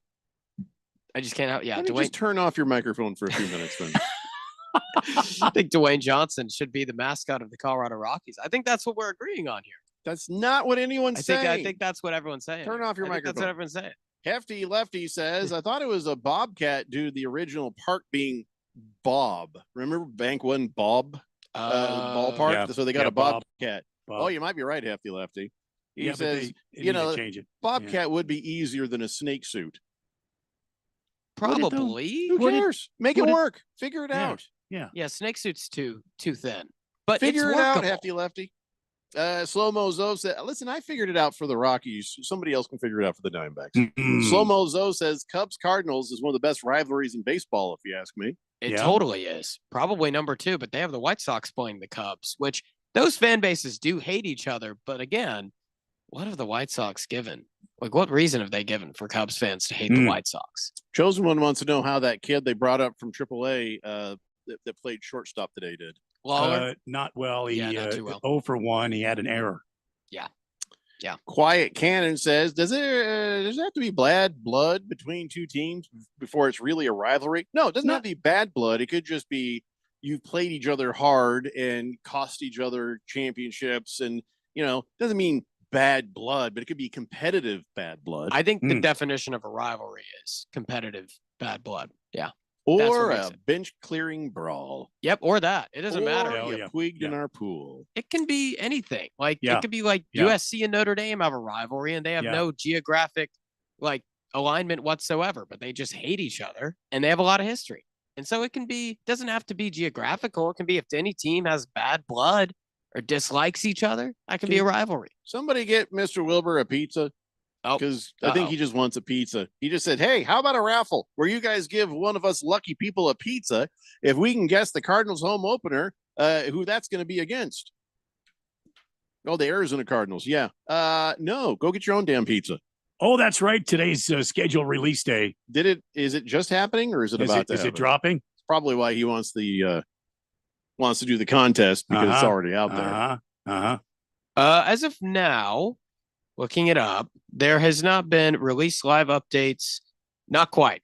So keep in mind, Harris, what we Yes. do every year is we'll take the Cardinals' upcoming schedule, and we will sit there and determine just from what everything we understand and know, that's a win, that's a loss. We'll go through and see what their schedule is going to bring them. Now, Okay. let's do it. I was high on them last year, and that was a mistake. Well, actually, you probably would have won a lot of money if you took their over, because their over last year was only at like 4.5 wins or like 5.5 wins. I took their over. I had so them at, last year. I think so I have them at 10 or 11. Yeah. And that's a lot. No, when we went through, it made sense. It actually did make sense. Okay. But some of the teams that should have been weaker were stronger than expected. And the Cardinals also were a bit disappointing. So they were more so. Yeah. Well, compared to their expectations, they actually weren't too disappointing. They had really low expectations coming into last year. People were saying like number 1 pick potentially, and they exceeded that. What are your expectations this year, Randy? I think you know what they are, Jeffco. Super Bowl or bust. No, bottle of whiskey. He always wants me to send him a bottle of whiskey at the start of the season because he knows he's going to go through the entire thing before it's over. I feel you as a Titans fan. Oh, the schedule. For some reason, I thought it came out at 7 Eastern. It comes out at 8 Eastern, which is 5 p.m. You're right, Mr. Williver. Yeah, 45 minutes, 43 Okay. minutes from now. We'll wait. Yep, we'll do it. We'll do it. And by the way, if I went through a whole bottle of whiskey like Randy, I would be in the hospital. Dude, I think if you did a thimble of whiskey, you'd be in the hospital. I'm a lightweight. I know. I admit it. I admit my faults. I don't have a high drinking tolerance, but I'm a very special occasion drinker. Only when the Average right Joe, I know the Diamondbacks mascot, it doesn't make sense. We agree. We would like to fix that. Moist One says, would love to work on my pitch grips with Mrs. Met's head. What? Base Slappa says, hey, at least Tori got mad, huh? Oh, did he? Did Tori Lavello get grumpy? He has every right to after what he saw. Tori? Yeah. I mean, hey, that stuff should be kept in baseball. What can I say? Number 1 Rattlers fan says, since you're talking mascots, how about some cool TV movie fictional mascots? Wait, what? TV movie fictional mascots? Well, here's why would we do what? TV movie fictional mascots. I'm trying to think of who they are. Well, he's like talking about the Water Boy. He says, yeah, how about the Southeast Louisiana Mud Dogs playing in the Bourbon Bowl? Oh, yeah. Love that. These days, though, it's not far off from true. Fish Tank says, all right, I'm in. Mascot for the Rockies is a rock. And when he comes out, the song is, for those of you about to rock, we salute you. Oh, I can get into this. AC/DC. Heck yeah, Moist One. Yeah. See, great minds think alike. Moist Random One. texter says, and by the way, he's not talking about Dwayne the Rock Johnson. Idiot. Oh, well, what? First I said it He should said be a guy in a rock outfit. At Shut up. first I said it should be a rock like Patrick You're not- Starr's home. You're not helping. The Rock. And then you brought up The Rock, which is Dwayne The No, Rock Johnson. You've got it backwards. And then I said put the guy in the realized Rock costume. that they should fight. The Rock and Dwayne The Rock Johnson First off, for I supremacy. said the guy in the Rock costume, and I said you should bring Dwayne the Rock Johnson in so they could fight. You never said that crap. Go back and listen to the recording. So you Random got the texture Rock out there. says Red Sox Yankee rivalry is second to none. No, that's true. That's true.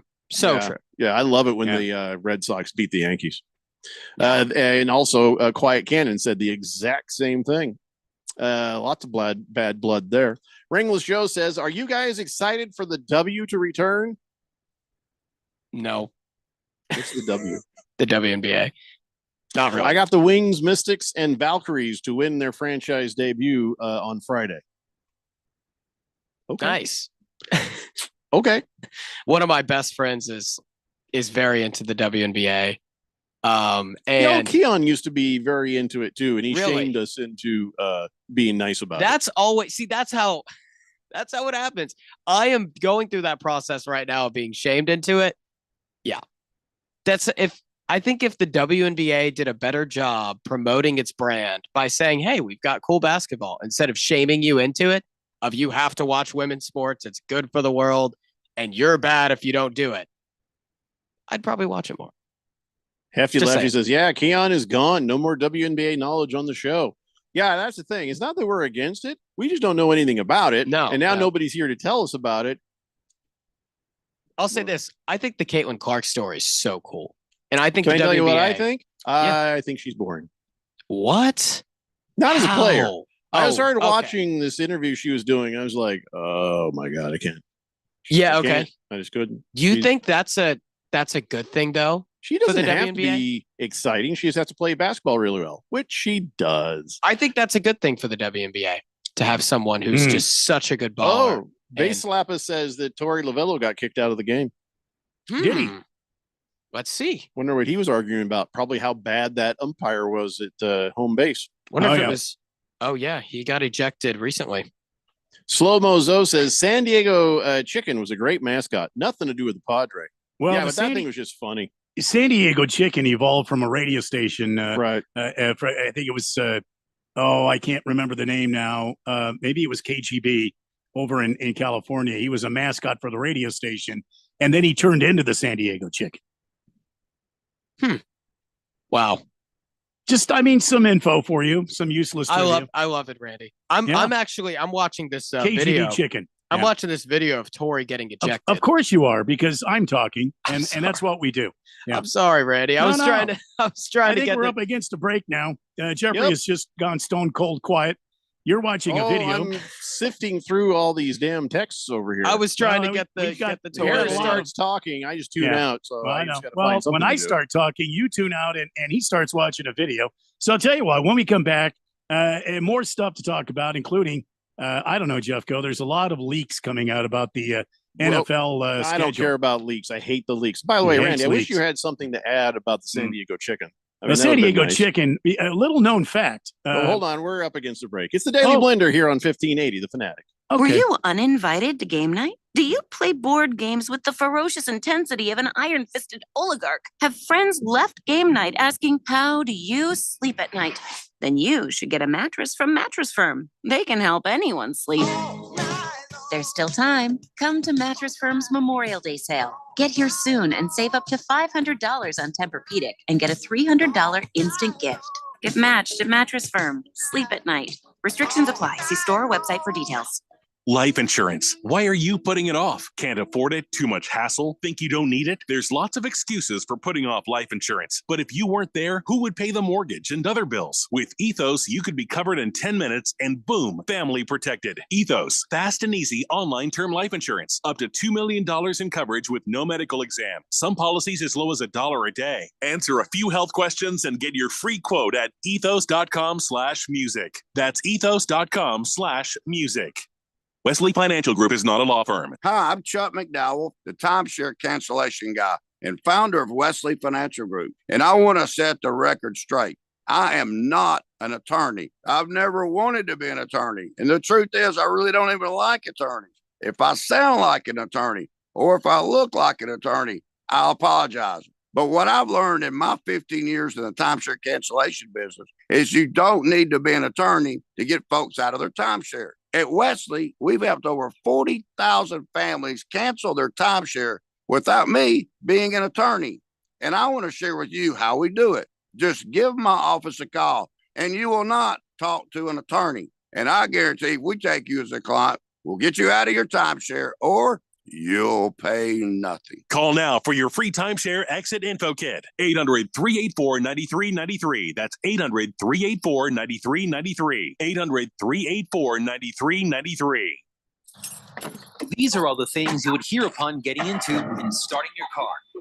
Going wherever the road takes you.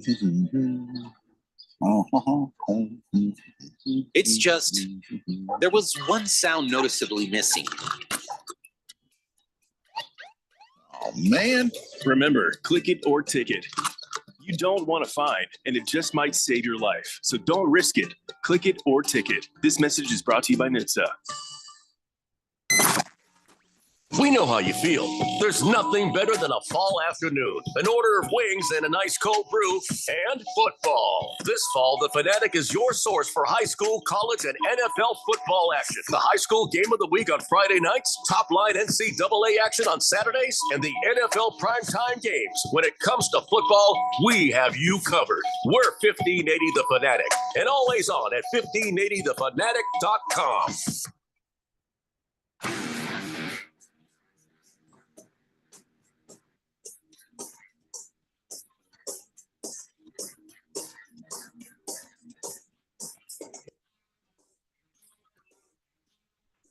It's Dane Blender here on 1580 The Fanatic. Hey, Randy, you know how I told you I'm like really in love with the 1970s Jeep Cherokees? Yes, you did tell me that. Well, there's one I kind of want. And the guy made a video, so I heard the engine run, and I'm like, oh, yeah. It's it ain't perfect, but it's a 77 Jeep Cherokee, two-door, four-wheel drive, 8-cylinder.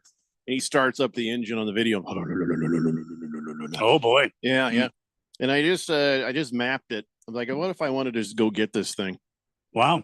And I realized, I'd have to fly. There's two parts of this that are bad. One, I'd have to fly. It is just south of St. Louis, Missouri. Yeah.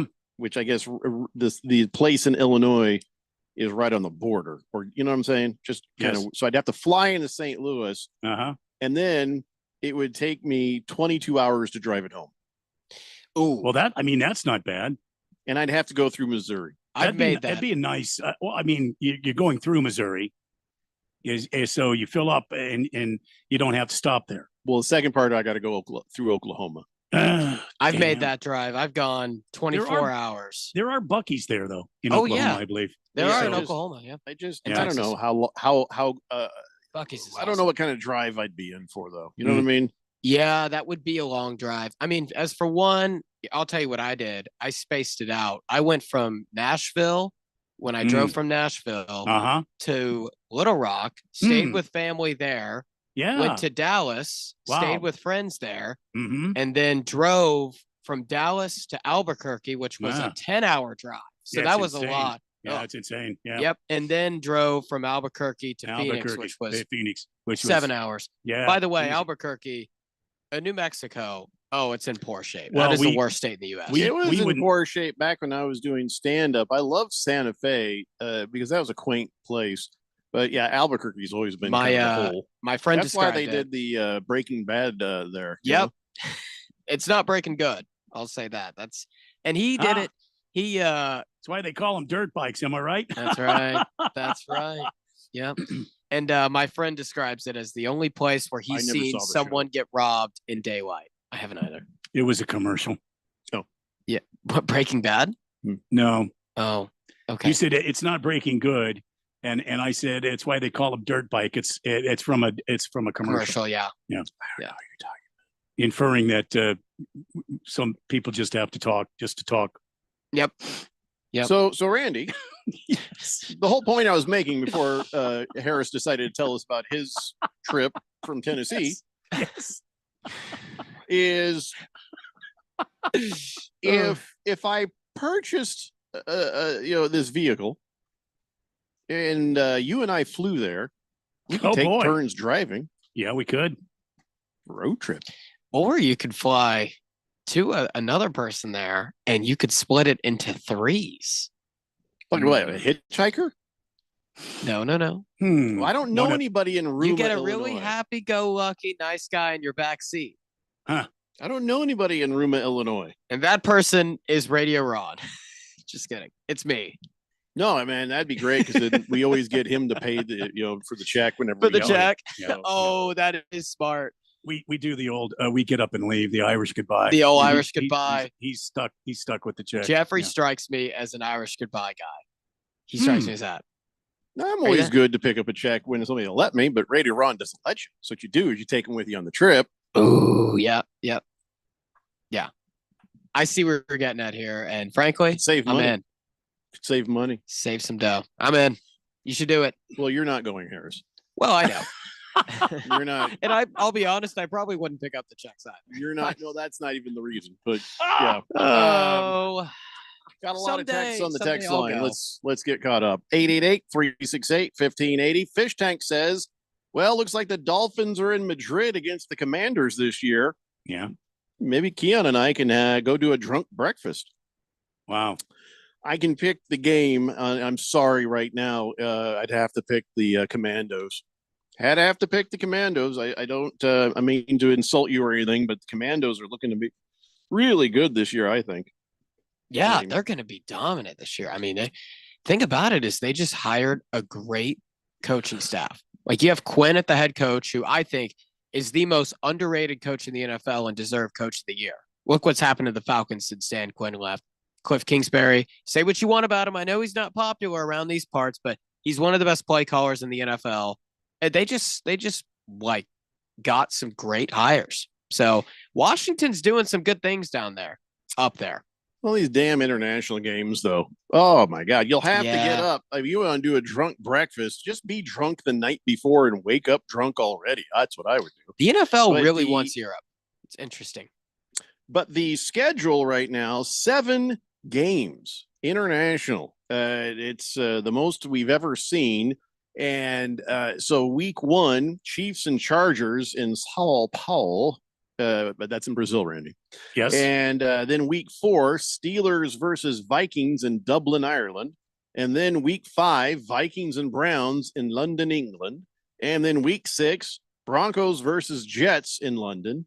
And then week 7, Rams versus Jaguars in London. Week 10, Falcons versus my Colts in Berlin. Und maybe we'll get to win. Probably not. Week 11, Dolphins versus Commanders, like Fish Tank said, in Madrid. So let's see here. I see the Colts. I see the Jaguars. No, I don't see the Titans. No, we usually don't play in those. I guess they don't send bad teams. Thankfully, I don't see the Cardinals playing there as well. They are sending the Colts and Jaguars. As I said, they don't send bad teams. They are sending the Colts and Jaguars. Wow, just saying. Wow. Just saying. The Jaguars won 4 games last year. Just saying. The Colts won more than that. So. They did. Well, here's the thing. We're going to suck. So it doesn't matter. So are we. Probably. You didn't even have to say that out loud. We knew. Some things just can go unsaid. Look, yeah, and this is true. I mean, the Titans, it's a bit rough right now. But Cam Ward, he's going to develop. I love how the front office is in on him. It might take some time. There's some hope light at the end of the tunnel here. Tank Blood says we better be getting some tariffs on these games. I don't think that's how it works. I think we're going there to participate in something that is being done there. I don't think anybody. Well, that's interesting though, because do the players have to pay taxes for? I don't even want to get involved in this. I don't want to get involved in this, Tank Blood. Fighting Wampa says, worst thing about these international games are when you would forget to wake up super early in the morning to check your fantasy lineups and realize, star players not playing. Yeah, if like suddenly there's a last minute decision on an injury or something happens you have no idea about because you were sleeping. It's happened. Yeah, that's part of it. That's part of it. Sometimes you got to wake up early on the weekend. On your day off. That's what it takes to be a champion in fantasy football. You're talking to a 5-time champion here. Sometimes that's what it takes. Wow. That's right. That's right. Never skip an opportunity to make it about you, Harris. Quiet Cannon says, well known that the Rockies field is a hitter's ballpark. Good logo for them might be a baseball with a jet stream following it, flying over a center field fence. A logo. We're not talking about logos. We're talking about mascots. Average Joe says Paige Buchers is about to take over the league. Beckers. Which league? The WNBA. Ringless Joe says, for as much crap as everyone talks about King James, there'll be grown men crying when LeBron retires. And as always, Ringless Joe is talking about nothing we're talking about. Complete left field. Were we even talking about LeBron James? Yeah. We weren't even talking NBA. No. Don't know why I wanted to bring that up. Ringless Joe says Phoenix Suns Gorilla got his start as a singing telegram court site. Yes. It's a true story. Hefty Lefty says, I used to really enjoy the rally monkey for the Angels. Wasn't technically their mascot. Yeah, that's cool. That's no, cool. but he was at like this season. That season they went and won the world championship. Rally Monkey was with them. So Rally Monkey. Never heard of the Rally Monkey. The Rally Monkey. I'll always remember rally hats differently than everyone else. One time, my pal comes over, right? And this is one of my co-hosts in the radio show. And he comes over, we're playing a video game there. And we were playing, I was just schooling him on Madden. I was beating him so badly. And it got to the fourth quarter. So he turned his hat inside out and put it on his head, put on a rally cap. And I destroyed him, continued to destroy him. And I made sure I got a picture of his sad face with the rally cap on inside out. Yeah. So anytime I see those dumb rally caps, I think about Sam and how he never played the game again after that. And I wasn't even being mean. So here's the thing. There's the thing. Some people gloat. Some people put it in your face like nanny, but I don't do that. Here's only thing I do. And I've had Scrabble boards and Monopoly boards thrown at me. If you ever really want to get under their skin when you win, you just turn and go, oh, it seems as though I've won. That's all you do. That has started some very violent moments in my life. And here's what you do. I bet. You're silent. Seems as though I've won. You got to be silent the entire game before that too. Like that's what I do. I'm the Don't tell same me way. how to do it. I do it the way I'll do it. I agree. I'm saying in my experience, I'm very silent. I'll be very silent when I play, and when I win, I'll turn and smirk. Moist one says, "What about Morgana, the kissing bandit?" What? Oh well, she was from the. Where was that from? That was from the. Was that the late '70s, early '80s? She was a let's just say well endowed young lady. Oh, that's not a mascot. She was a nut job. She would run onto the field and she would go to her target, whoever the target was that day, and give them plant a big kiss on them, and then be escorted off the field waving as the crowd cheered. Mostly male attendees. Feel like most players didn't mind.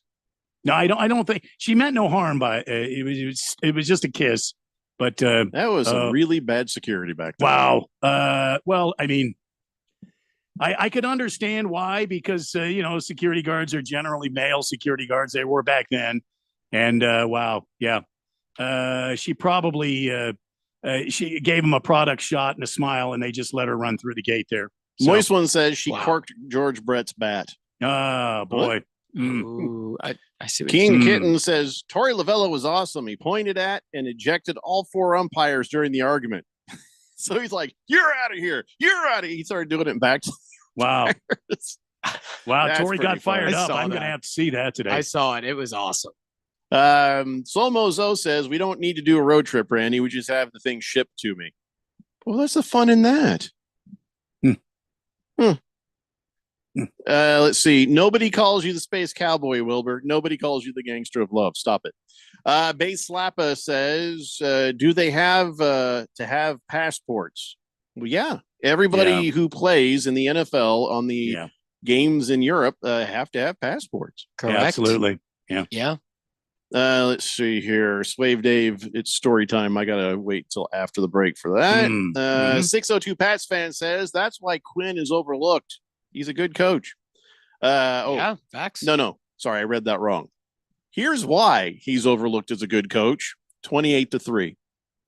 Okay. Never forget. Yeah, I wasn't great, but man, he's done heck of a job in Washington. You know what though? Look how long it's taken him to earn his way back from the 28-3. You're 100% right, Pats fan.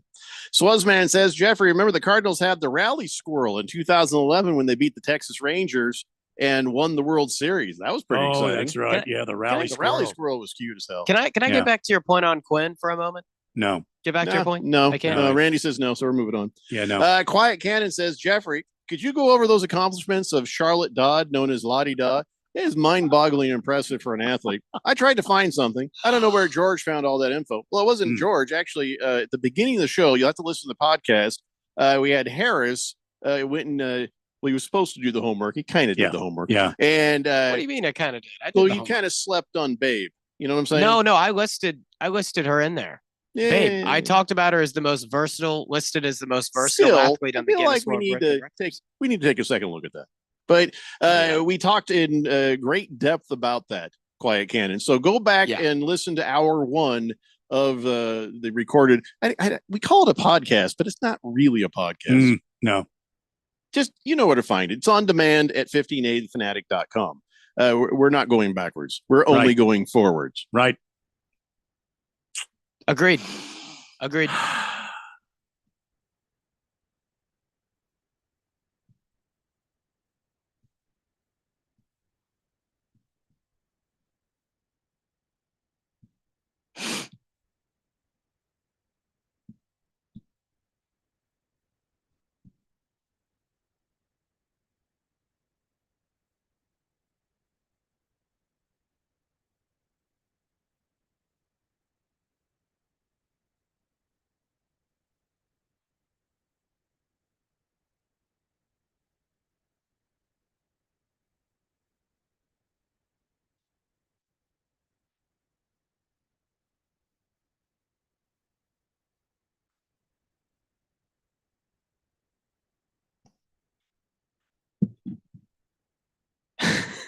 I'm going to be the one that has to break the silence.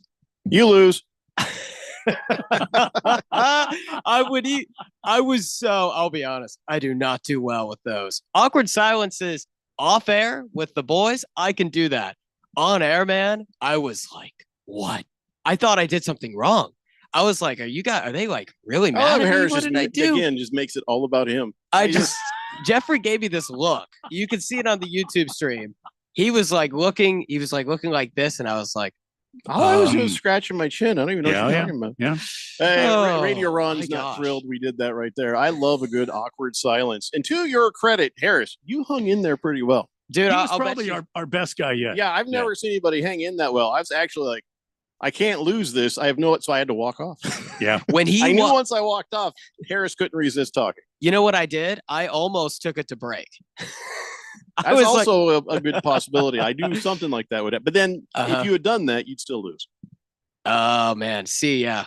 You beat all the other co-hosts, but you still lose. I'll take it that I beat all the. I like to sit with like friends in the car out in nature for like an hour and just say nothing. So I rarely lose at those things, but I thought you were mad at me. Slow-Mo Zo says, I thought I lost my internet. All right, listen, let's take that break. It's the Daily Blender here on 1580 The Fanatic.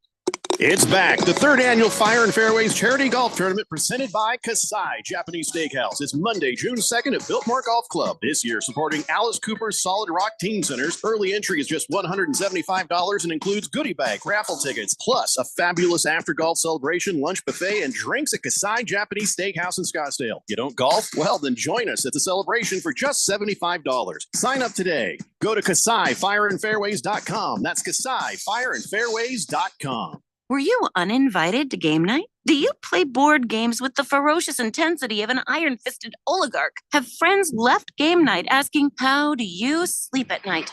Then you should get a mattress from Mattress Firm. They can help anyone sleep. There's still time. Come to Mattress Firm's Memorial Day sale. Get here soon and save up to $500 on Tempur-Pedic and get a $300 instant gift. Get matched at Mattress Firm. Sleep at night. Restrictions apply. See store or website for details.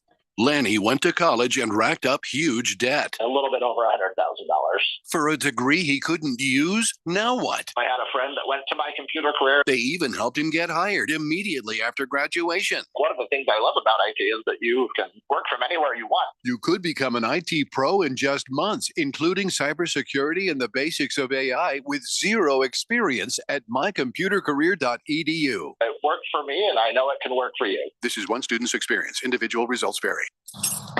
These are all the things you would hear upon getting into and starting your car, going wherever the road takes you. It's just, there was one sound noticeably missing. Oh, man. Remember, click it or ticket. You don't want to fine, and it just might save your life. So don't risk it. Click it or ticket. This message is brought to you by NHTSA. My name is Mary Grace. I lost my mom to Alzheimer's in 2017. And 2 months after losing her, my dad was diagnosed. The earlier the diagnosis you have, the more time you have with your loved one. With my dad, now that I know what's coming, I'm able to create memories not only for him, but for myself. So when he can't remember, I'll remember for him. For more information, contact us at alz.org or through the 24/7 helpline at 800-272-3900. Sponsored by the Alzheimer's Association. Stay ahead of the curve with your commute. ADOT's I-10 Broadway Curve Improvement Project is making great progress. That means better travel times, safer commutes, plus easier access to work, schools, retail, and Phoenix Sky Harbor International Airport. Want to stay informed about upcoming closures and construction traffic? Good news, you can get real-time updates on the app, available at i10broadwaycurve.com. This message is sponsored by the Arizona Department of Transportation. 1580 The Fanatic and at 1580thefanatic.com. Your home for sports.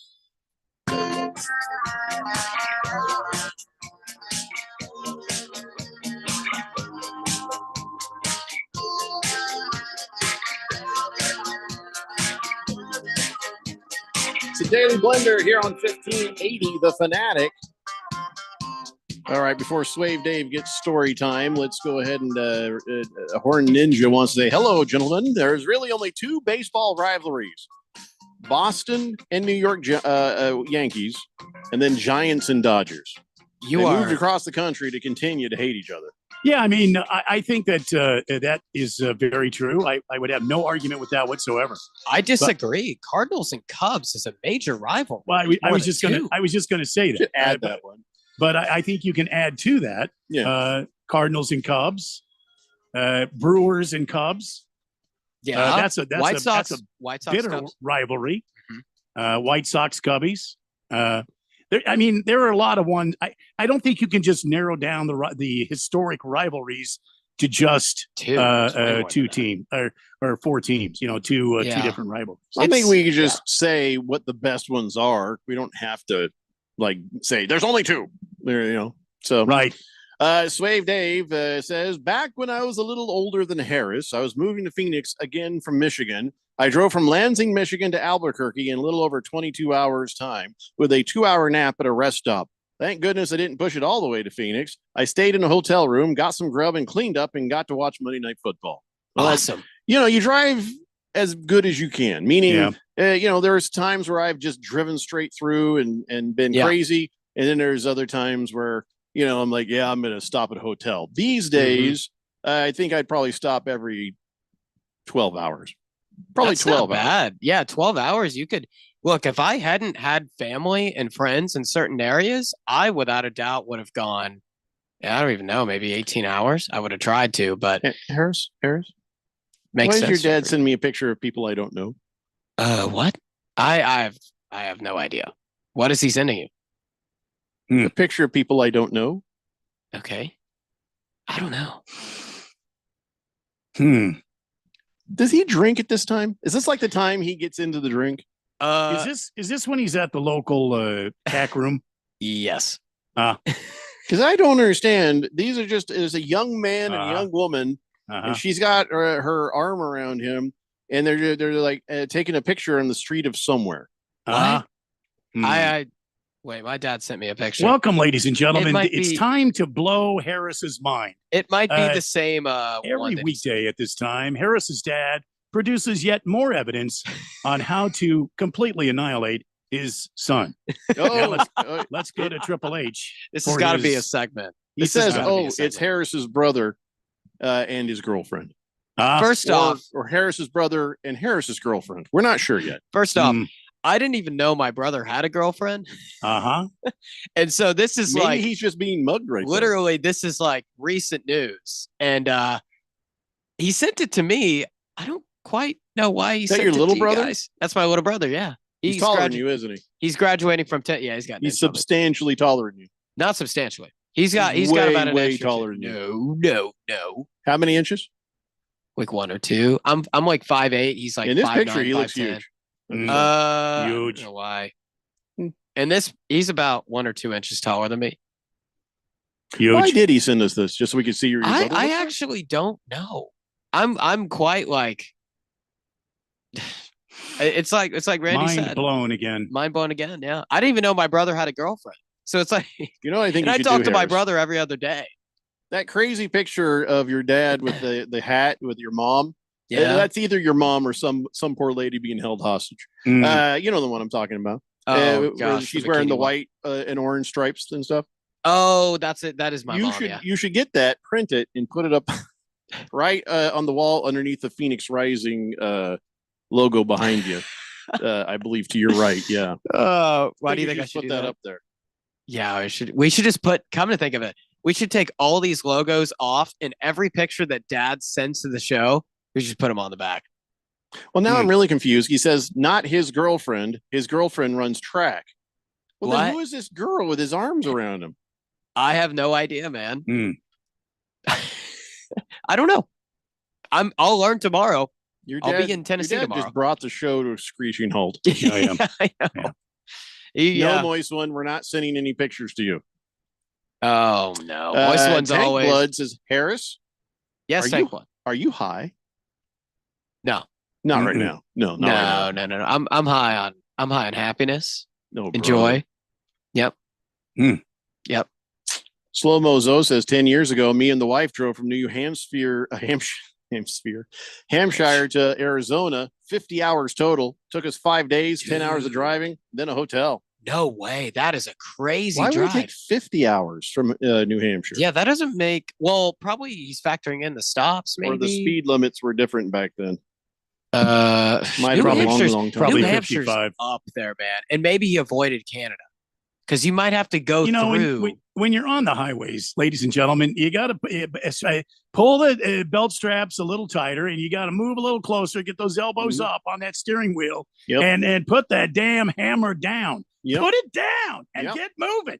Crack the window and keep the music loud. Yeah. And if you've got a good friend like Randy, you can take turns. There you go. This says it's 39 hours from New Hampshire to Phoenix. So I don't know how you're getting 50. You must be a really slow driver. Yeah, well, his name is Slow Mo Zo. Yeah, so that makes sense. It's in the name. Yeah. I had like a show that was completely in order today, and now everything we're doing is way out of order. The schedule should be released here in the next hour. I don't think it's going to be right at the top of the hour, but it'll be Very soon. inside of the hour because they're doing some show. 6 minutes, 41 seconds. If I had realized, so Westwood One said, "Hey, do you guys want to do a schedule release show?" And I'm like, "Nah, it's fine, man. It's no big deal." Oh, I would have loved that. We would have got the next hour off. I didn't realize it was this early. Man, I have transgressed against you, Randy. I apologize. Damn it, Jeffrey. We didn't get that free hour off. But I like this. So you know how when you go to the Cardinals games and you're like, looks like it's a home game for the Rams, or looks like it's a home game for the Seahawks, or looks like it's a home game for everybody but the Cardinals. Right. Yeah. A couple of teams are starting to step up on curbing that in their own house. Seahawks have warned season ticket holders about excessive reselling. So it's almost like you can sell your tickets here and there. Like, here's the thing. If we had season tickets, I've told my wife we can get season tickets, but what we do, you just pick a game you don't care about, sell those tickets to someone else, pays for your season tickets the rest of the year. Bam. That sounds smart, doesn't it? Right. Well, that they don't want is people selling their season tickets all the time, like a business. Like you buy the tickets, but you never go. And it's always to people who are fans of the other team. So now they're saying the Seahawks are looking at this saying, yeah, you've got to make sure you go to at least, you can't sell more than 6 games. You can sell 5 games. So if you want to sell 5 of the games, that's a lot, to be honest. Can they how many home games are there per season now? 8. There's going to be Oh, I guess 8 or 9. 8 or 9. So yeah, you're still. I think I would have made it worse. But they say with 10 total home games, anyone who resells tickets to 6 or more games will have some issues. You know, the Seahawks might come and reclaim those tickets from you, the season tickets. Can they do that?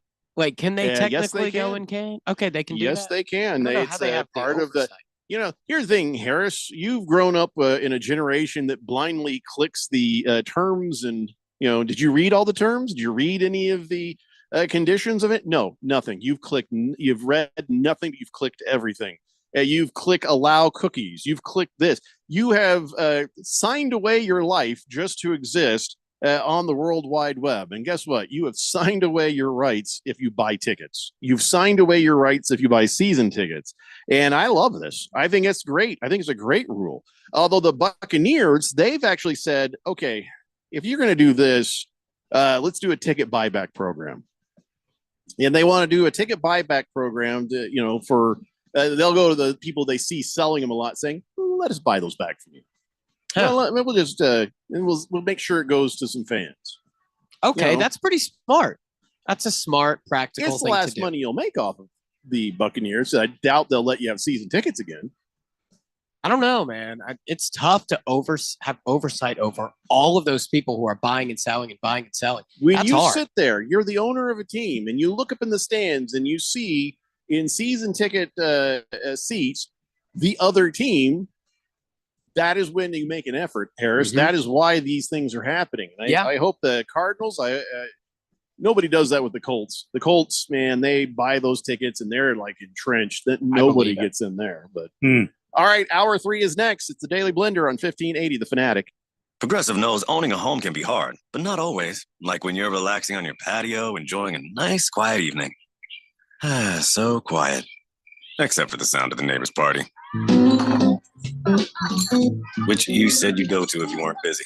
And your quiet night on the patio, that's not exactly busy, is it? Maybe you should just stay inside. At least Progressive's Home Quote Explorer lets you easily compare rates, so shopping for insurance is the easiest part of owning a home. Progressive Casualty Insurance Company affiliates and third-party insurers. Comparison rates not available in all states or situations. Prices vary based on how you buy. My name is Mary Grace. I lost my mom to Alzheimer's in 2017. And 2 months after losing her, my dad was diagnosed. The earlier the diagnosis you have, the more time you have with your loved one. With my dad, now that I know what's coming, I'm able to create memories not only for him, but for myself. So when he can't remember, I'll remember for him. For more information, contact us at alz.org or through the 24/7 helpline at 800-272-3900. Sponsored by the Alzheimer's Association.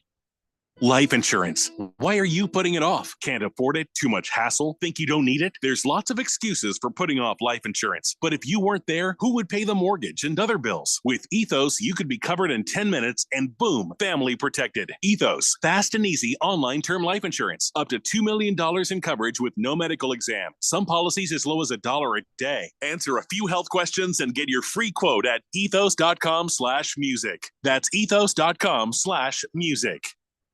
It's back. The third annual Fire and Fairways Charity Golf Tournament presented by Kasai Japanese Steakhouse. It's Monday, June 2nd at Biltmore Golf Club. This year supporting Alice Cooper's Solid Rock Teen Centers. Early entry is just $175 and includes goodie bag, raffle tickets, plus a fabulous after golf celebration, lunch buffet, and drinks at Kasai Japanese Steakhouse in Scottsdale. You don't golf? Well, then join us at the celebration for just $75. Sign up today. Go to KasaiFireandFairways.com. That's KasaiFireandFairways.com. You ever try fixing your car and realize you're missing that one part? Yeah, been there. That's why eBay's my go-to. They've got millions of parts guaranteed to fit. I'm talking brake pads for when yours have seen one too many miles of stop and go. Oil filters, because you don't mess around with your engine care. Even got this cold air intake on my watch list. I might just go for it. To keep the ride cool and your DIY streak high. Find all the parts you need at prices you love. Guaranteed to fit every time. eBay. Things people love. Eligible exclusions apply. I'm an Arizona truck driver. I deliver food, medicine, supplies, and hope. And during times of crisis, I support our communities. But every day I see people putting lives and families at risk. Distracted driving is deadly, period. Be aware, be safe, and visit sharetheroadaz.com and find tips on how to drive safely around trucks. This message is sponsored by the Arizona Trucking Association Foundation. KQFN Tempe. Also transmitting on K257CD Phoenix at 99.3 FM and K240 EU Mountain Hills at 95.9 FM. It's time for the third hour. I'll settle down because it's time. Time for what? Showtime. When does it start? Right now. 3, 2, 1. Let's get on with the show. Let's do it.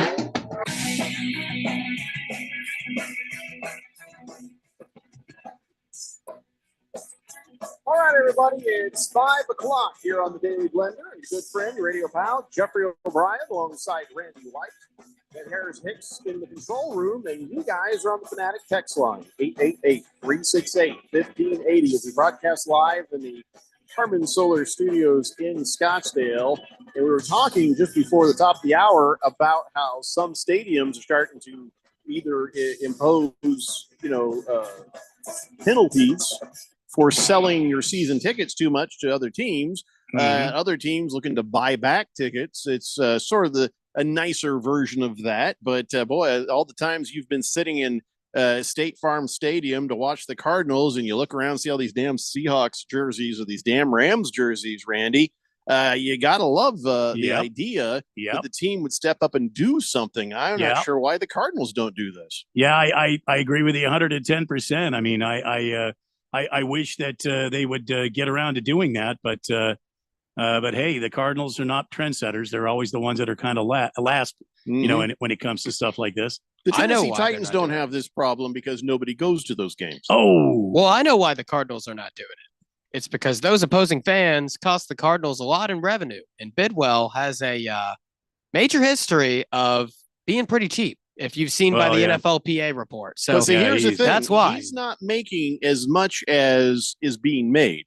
He's only making the season ticket amount. He's not making the aftermarket amount. So other people are making money and he's not when it comes to this. Mm-hmm. And I see what you're saying. He's just like, I got my money. I'm done. I'm out. I don't care. I'm not going to ruffle any feathers. But he could make more money if he were to say, okay, here's how we'll do this, because we want people in these seats that are Cardinals fans. But if you do that, then there's a fee. If you sell your tickets to someone else, there's a fee. Sure. Transfer the tickets. There's a, I don't call it a home team fee or whatever. Just like put a nice chunk on that to sort of, discourage people from selling off their season tickets to fans of other, I love that idea. I think that'd be great for the Cardinals because if this is happening, now he's making more money and it's more expensive for the bastards from somewhere else. Win-win. And because when you watch Cardinals games against the Niners, against the Rams, heck, the one time they were playing the Bills and it was like all Bills fans. And I'm like, Buffalo's like 30 hours away. What is going on? Like, there's a bad track record of this. And if you look at their attendance, Arizona's 28th in the NFL in total fans per game. The Titans, by the way, are 26. That is more so because they have a small stadium. Arizona, I believe State Farm has a decent capacity. And so they should be higher, but they aren't. So maybe Bidwell's just trying to get his money where he can. That's just a hypothesis. But well, if he takes and implements my idea, he'll have even more money. Swave Dave says, Jeffrey, you got to take into consideration where each stadium is located and the popularity of their team. For example, Phoenix, not the most popular of teams, is definitely a destination people want to go to. LA, while they have a decent sized fan base, no one really wants to go there, just like Green Bay, Seattle, handful of others. I think you're right about the location, but I think you're wrong about what you're right about is location and proximity to where these it's a little bit of a haul for someone coming from Seattle, but it ain't a huge deal for LA fans, for the Rams, for the Chargers, for the Raiders, for the who's the other horrible team? Oh, the 49ers. They're not horrible. They're actually pretty good. Yeah. But, there's a bunch of damn teams in California who can travel easily here to see stuff. The Cowboy fans have done the same. You've seen plenty of Cowboys jerseys there. Colorado is in close proximity. The 49ers are the worst, though. Yeah. They're the ones that fill. They're the one. I don't know. The Cardinals are the only ones with this problem.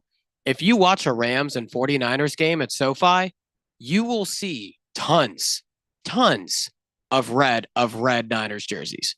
A lot. So then it's not as bad because as long as it's red, you can't, unless you're really looking, it just seems like there's Cardinal fans up there. Yeah. Yeah. Hurry Harry says it would be a TTF fee, transfer ticket fee. Yeah, whatever you call it, just make it chunky. And then Bidwell gets a pound of flesh, and then it hurts the people who are, trying to come and squat during the local games. It's a win-win. Kathy Lefty says, Harris, you're forgetting that the Bills are America's team. No, they're not. The Cowboys are that. The Cowboys are Nondescript says all our pro sports teams suffer too many opponents' fans' jerseys and always will because of the high number of transplants from other cities and states. Yeah. Not many Phoenix state natives. I don't think people. Here's the other problem with that. This team came from somewhere else. It came from St. Louis. Yep. And then before that, Chicago. So the Arizona Cardinals. I know it's been quite some time, so maybe it's not that big a deal. But I don't think you need to be a native to support the local team. No, you don't. And here's the thing, right? And I've wondered this because why Arizona fans get kind of a stigma for being more relaxed, more chill than because we're relaxed. Fans in the chill. South, fans in the East Coast. This is true. But also you got to consider because you go to an Eagles game or you go to a Giants game or whatever, and it's nuts. It's Harris, freaking crazy. We're not a-holes. Well, I'll explain this. This is true. But Phoenix started developing as a city tremendously around 1950. Philadelphia or Dallas even, or New York, Washington, those cities have so much history and are firmly developed. So their fans, it's there's generations and generations and generations of Giants fans or Eagles fans.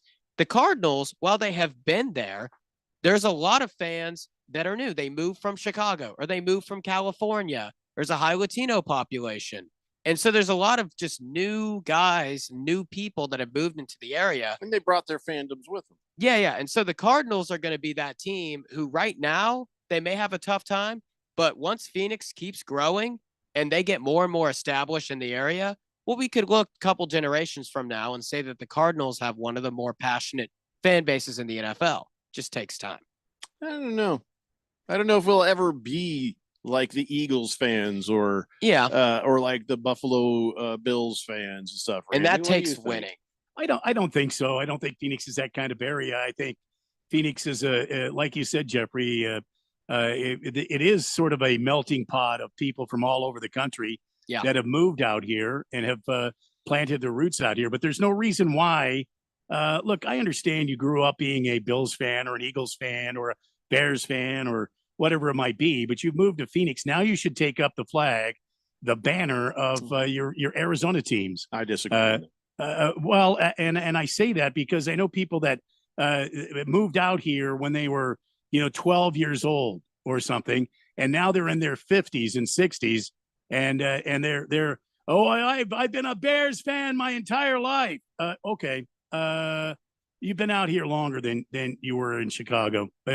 When does it? You shouldn't have to give up your fandom just because you lived here a long time. You should start rooting for your home team, though. It also has to come with, to be honest, winning. You have to have a prolonged period of time where you're a dominant team. I mean, you think about some of these teams that are not winners. Sorry, Jeffrey, I didn't mean to step on you. But some of these teams that haven't been winners. I mean, look at the Bears, look at the Cubs. For how long were those guys nothing? And now all of a sudden they're these preeminent playoff teams. Nondescript agrees with you completely. Says lack of championships doesn't help. Yeah. No, Donnie says, don't forget low educated sports fans here. Donnie, we did not forget you. I don't know why you would think we would forget you. Yeah. Chosen One says, I'm not sure Cardinal fans will ever be fanatic. This city's too transient. People move here, bring their fandom. Vikings are my team. And as long as the Cardinals aren't playing them, I'll root for them. Yeah. See, all of these teams that I've mentioned, like the Bears, even you brought up the Cubs, Randy, all of them have had a part or an area or a time where they're consistently good and consistently competing for championships. The Cardinals haven't necessarily had that where they've been winners for a prolonged, consistent period of time. Like the Bills, the 90s, that's when they got a lot of fans. Washington, the 80s, the Eagles, you could point to any decade, honestly. Cardinals haven't had chunks that. of time where, say, the Cardinals were winning. and they went to a Super Bowl, and they had a couple of good seasons here and there. And you would think something like that gets everybody, a lot of bandwagon fair weather fans here. That is absolutely true. True. And That's true. You would think that would have kept them, but it didn't. But Jonesy takes issue. He says, bro, we're like the 7th largest city. Wrong, 6th in the country. What do you mean once we get established? Shit's a melting pot. That's it. No, the city is established, but the fandom isn't. And you're absolutely right. Why, Jonesy? Because it's a melting pot. People come here and they bring their fandom from other places. My excuse for being a Colts fan while having lived here since 1984 is first, I needed a team and I chose the Colts when I was 11. The next thing that happened after that, well, the Cardinals come to town and I'm like, no, I don't care for the Bidwell family. They seem like they're not going to put the players on the field to make this a good Starts thing. with ownership, true. And I'm like, I'll stick with my Colts. And I was right. So the Cardinals in their entire history have never had 4 consecutive double-digit winning seasons. They haven't. They've had 3. They have not had 4. So, and their Super Bowl, albeit they did go to a Super Bowl, but they were 9-7 that year. Was it like the fans? Was it the fans were expecting a Super Bowl the whole year and the anticipation and the hope just built up? Or was it, oh my gosh, we're in the Super Bowl? Like we were 9-7. How did this happen? It was a little bit more of the second. In a way, you develop the fans and the fan interest is you constantly, year after year after year, being involved in the championship conversation. Because that builds up hope, that builds up just a certain amount of animosity, a certain amount of thinking.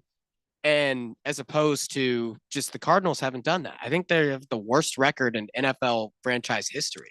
Zay says, Randy, I could never give up my fandom. All but one of my teams has multiple championships, which blends to everything we've been saying. I never said give up your fandom. When do you become a fan of the home team? Yeah, I hear you. That's what I said. I hear you, Randy. When you want. You have the option, but that doesn't mean you have to. Doesn't mean, either way. Donnie says, you chose the Colts in the 80s. Ha, ha, ha. I was 11, and I saw a game where I kind of was like, yeah, I kind of like these guys. These guys will be my team. But wouldn't you respect that a little more that I didn't bandwagon to some winning team? Oh, heck yeah. I went with a team that was not great for quite some time, man. I deserve the 2 Super Bowls that I have. Well, okay, I wasn't alive for one of them. But I deserve the 2 I've got. Sir Drives a Lot says the Cubs never had a chunk of time where they won a lot. Yeah, but that is different. That is 100 years. That's way long term. They didn't move from place to place, and that's a different kind of thing. T-Licious says Phoenix is the biggest poser sports town ever. It will never change. I don't think it's posing as anything. Posing. Yeah, I don't think it's posing as anything. That is the dumbest text, T-Licious. You're better than that. Swazman says, Jeffrey, I've been to many games. I've been to too many games in many stadiums. Miami Dolphins were the most hospitable. Oh, I'm sure they're quite nice there, yeah. Miami's kind of like Phoenix, too. It's kind of like Phoenix in that area where it's more of a chill, laid back. Except for here, you don't have Cubans jumping out in the street trying to get ran over.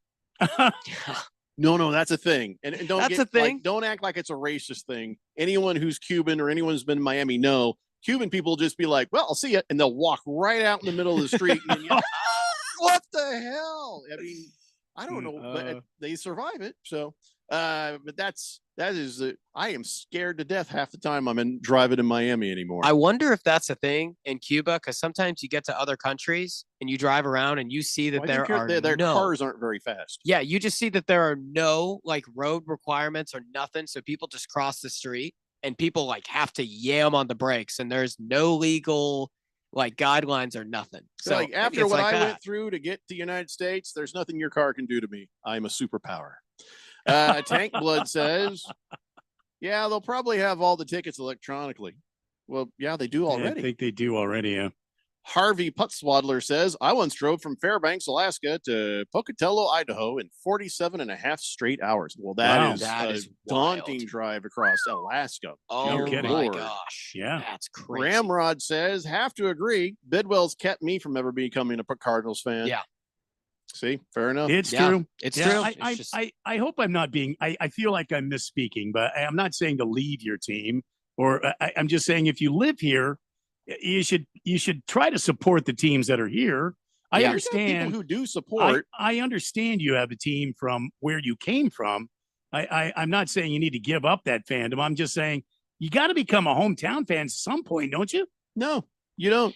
And I'll say this too. You know why the Suns have such a big fan base?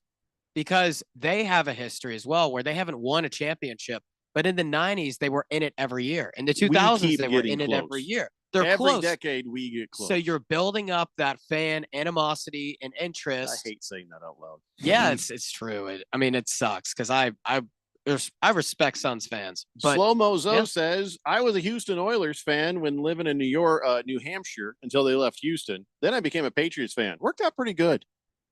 When did you become a Patriots fan? Right Yeah, when you're the about to Oilers get judged. Right when the Oilers left, or like did you When wait the a little Patriots bit? became really good. Really good. Hurry Harry says, I think you should root for the teams that you were born, from that state. If you don't have a team in that state that you were born in, then root for the team that you'd like to. Well, that was me. I mean, no, okay, that's not true. I was born in Colorado. I should be a Broncos fan. But at that moment, I was here in Arizona. So Nondescript says the Suns were the first pro team here in Arizona. So that's a big part of the fandom there.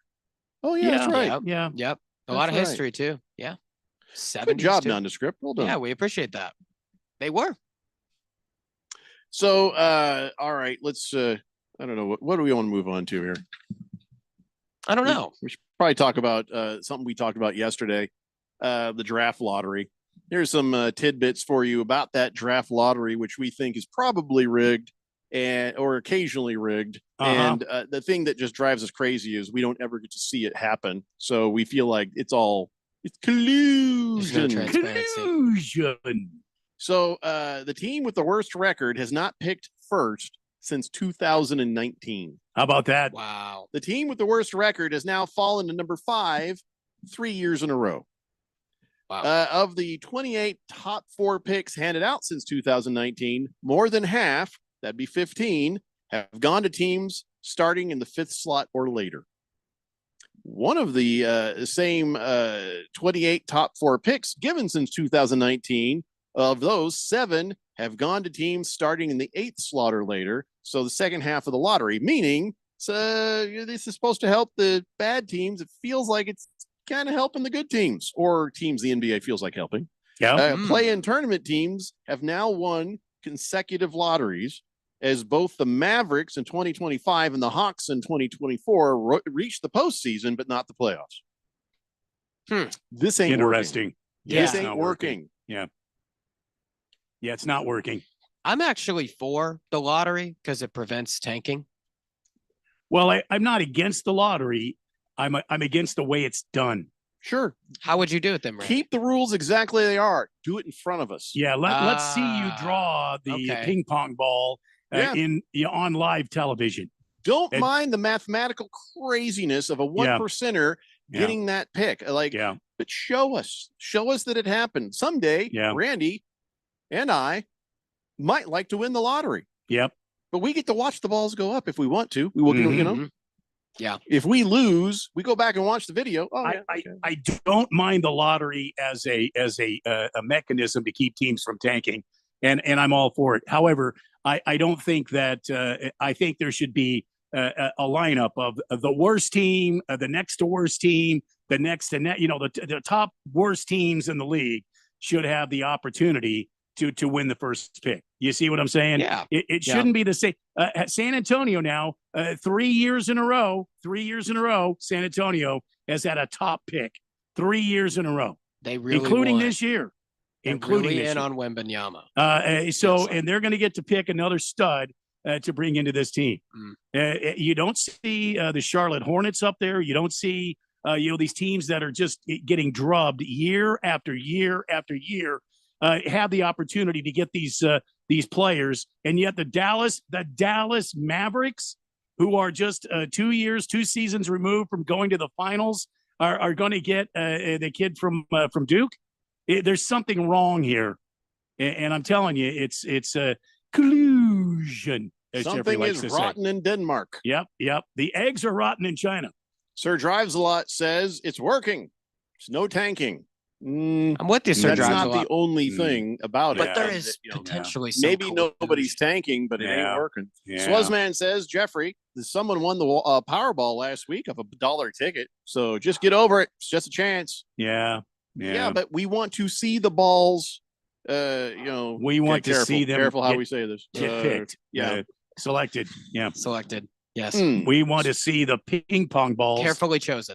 Yeah, that are chosen. Yes. Yes. Swave Dave says, Randy, I agree with you. I'm a longtime Lions fan, but when I permanently moved here to Phoenix, I also adopted the Cardinals. Not to mention, I could hardly ever watch the Lions games here. Right. And on both accounts, I know it all too well. And oh no, we suck again. Yeah, it's the same sentence you've been saying your entire life. But at the same time, you can be happy about your Detroit Lions. You can still carry that fandom from when you lived in Detroit or when you were living wherever in Michigan and you were a Lions fan. Look at how they're doing. And so it's sort of bittersweet, but at least support the home team. You don't get that. I mean, I hear all these people. Well, I grew up in Chicago. I grew up in L.A. I grew up here, there, and everywhere, which I respect. But you live here now, and I think you got to at least show some support for the teams that are local. No, you don't. Don't you? No, you don't? Okay.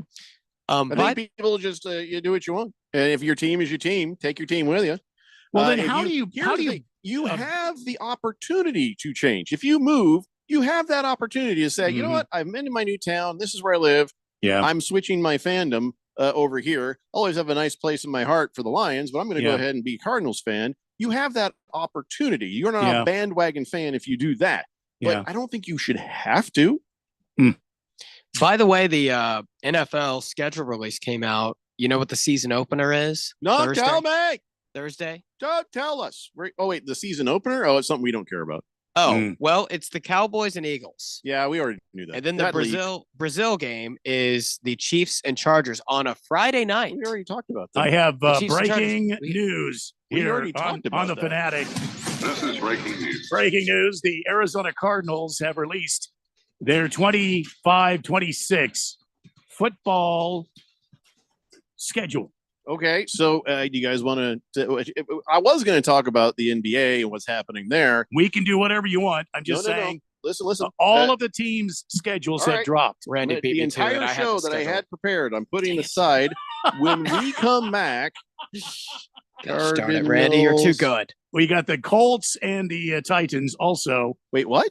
The Colts and I have all of them sitting here in front of me. I thought you were trying to say that we were playing the Cardinals. We are playing each other, I believe. We're not. Yeah. That was preseason last year. I see. Well, where do I get this thing? Because I'm trying. October 12th, the Arizona Cardinals play the Indianapolis Colts in Indy. And October 5th. That was last year. Randy, you're looking at last year's schedule. What? You're looking at last year's schedule. You're looking at the 2024. Huh. Says here 25. The October 12th at Indy. October 5th at home against Tennessee. That's not what I'm here. Let's take a break and let's make sure we have the right schedules in front of us. And then what we'll do is we'll go through and we'll see what kind of season Randy's going to have. I would imagine that Harris will be more of a voice of reason.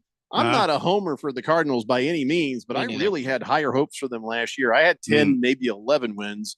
And that wasn't even close. So let's do that. Let's find the right schedules, and we'll come back and we'll do this. It's the Daily Blender here on 1580 The Fanatic. It's your captain speaking. To the passenger with the Mirror Fast soft chews, smart move. No way am I letting travel constipation ruin this trip. Can't blame you. Mirror Fast works fast, but without the harsh side effects. Since I'm such a smart traveler, can I move to first class? No. Close the curtain, girl. From the makers of Miralax, new Mirafast soft chews work naturally with your body in as little as 30 minutes to give you a comfortable go on the go. Find Mirafast today at your local retailer. Use as directed for occasional constipation. Contains magnesium hydroxide. Wesley Financial Group is not a law firm. Hi, I'm Chuck McDowell, the timeshare cancellation guy and founder of Wesley Financial Group. And I want to set the record straight. I am not an attorney. I've never wanted to be an attorney. And the truth is, I really don't even like attorneys. If I sound like an attorney or if I look like an attorney, I apologize. But what I've learned in my 15 years in the timeshare cancellation business is you don't need to be an attorney to get folks out of their timeshare. At Wesley, we've helped over 40,000 families cancel their timeshare without me being an attorney. And I want to share with you how we do it. Just give my office a call and you will not talk to an attorney. And I guarantee if we take you as a client, we'll get you out of your timeshare or you'll pay nothing. Call now for your free timeshare exit info kit. 800-384-9393. That's 800-384-9393. 800-384-9393. Step into softness with the carpet upgrade from the Home Depot. Our stylish choices and simple prices make selecting new carpet simple. With our total project price match guarantee and installation starting just 49 cents per square foot, nobody beats our prices. Enjoy our everyday low prices on carpet with the softness and durability to take on anything life throws its way. Refresh with new carpet today from the Home Depot. Base price for standard installations only. Exclusions apply. For licenses, see homedepot.com/license numbers. It's back. The third annual Fire and Fairways Charity Golf Tournament presented by Kasai Japanese Steakhouse. It's Monday, June 2nd at Biltmore Golf Club. This year supporting Alice Cooper's Solid Rock Teen Centers. Early entry is just $175 and includes goodie bag, raffle tickets, plus a fabulous after golf celebration, lunch buffet, and drinks at Kasai Japanese Steakhouse in Scottsdale. You don't golf? Well, then join us at the celebration for just $75. Sign up today. Go to KasaiFireandFairways.com. That's KasaiFireandFairways.com. The Rich Eisen Show. At the end of the day, the Luka for Anthony Davis trade winds up with a grand total of one combined NBA playoff win for the two teams involved in the season in which the trade was made. And the amount of time we spent here and other shows spent here and the amount of print, the amount of digital stories, all of it that we've spent about it, grand total, one playoff win in the year in which it happened. The Rich Eisen Show, weekdays at 9 a.m. on 1580, The Fanatic.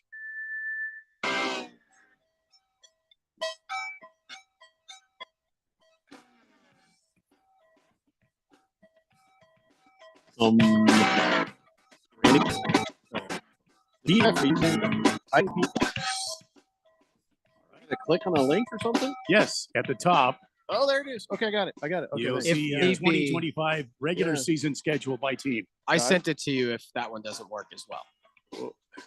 No, it shows me every game. This is the schedule for the entire NFL that I just clicked on. Hold on. I'll get there. Hold on. Nice. Yes. Where's the one for the Cardinals?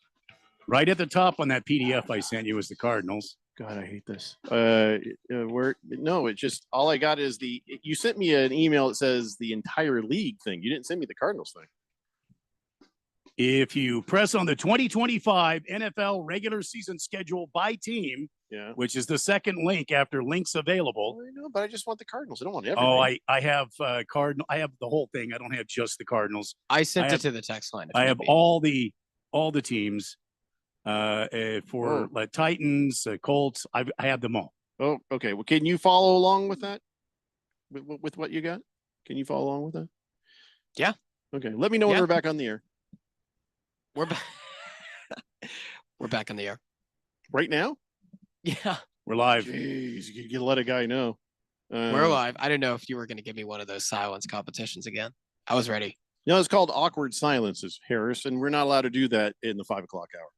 Okay. Radio Ron's like, you're gonna do weird crap. Just do it earlier in the show. Okay. So that's why. Okay. All right. So now I've got it. Thank you. Colts are page 14 on that one I sent you. Yeah, we're good. Okay. So not including preseason, because by the way, if you're betting on preseason, call 1-800-NEXT-STEP. Get help. I know a lot of people that would be calling 1-800-NEXT-STEP. The Tennessee Titans are on page 31. Randy, I've got it. Of that schedule. Yes. Of that schedule I sent you. All right, here we go. I've got the. We're just going to concentrate on the Cardinals. Because nobody cares that much about the Titans or the Colts. I think they do. Nobody does. No, I think we don't they have do. time. All right. All right. So the NFL schedule has been released, and I'm very excited about the Colts and the Cardinals actually paying. A lot of times we'll play each other in preseason. I don't remember last time we had a regular season game. So we play you in October, and just before we go to Indy, guess who we host here at the Big Silver Nest? The Tennessee Titans. The Tennessee Titans. Harris can easily go to that game. But I have to fly someplace to see, a better game. I'm but going. Let's start from the top. I'm right. going. All right, Harris, pay attention and don't use too many words. We got to get through this. Okay. Okay. I'll do my best. Week 1, the New Orleans Saints. It's a away game for the Cardinals. The current state of affairs in New Orleans, I call that a win. Heck yeah. Win for That's the gonna be a Cardinals. win. For the Cardinals. 1-0. That would be a win. 1-0. Absolutely. Saints don't have a quarterback right now. Panthers still suck. I think week 2, here at home, your home opener, I call that a win. I'm going to say the Panthers are going to be better, but still. I don't know how much better, but I think the Panthers. I have this feeling about the Carolina Panthers that they have regained this kind of team status because they have made some decisions in the front office there, and I think they're going to be better and more stable. I think it will be a win for the Arizona Cardinals and their new look defense. What do you say, Harris? I think the home field gives the Cardinals the advantage. 2-1, but I think the 2-0 in Panthers agreement that is a win for the Cardinals. Yeah, we'll say. 49ers come to town week 3. I'm going to say that's a loss for the Cardinals. This is on the road, actually. At San Francisco. Francisco. Did I? Yeah, okay. I'll stop. Yeah. That's I'll okay. start. I need new glasses.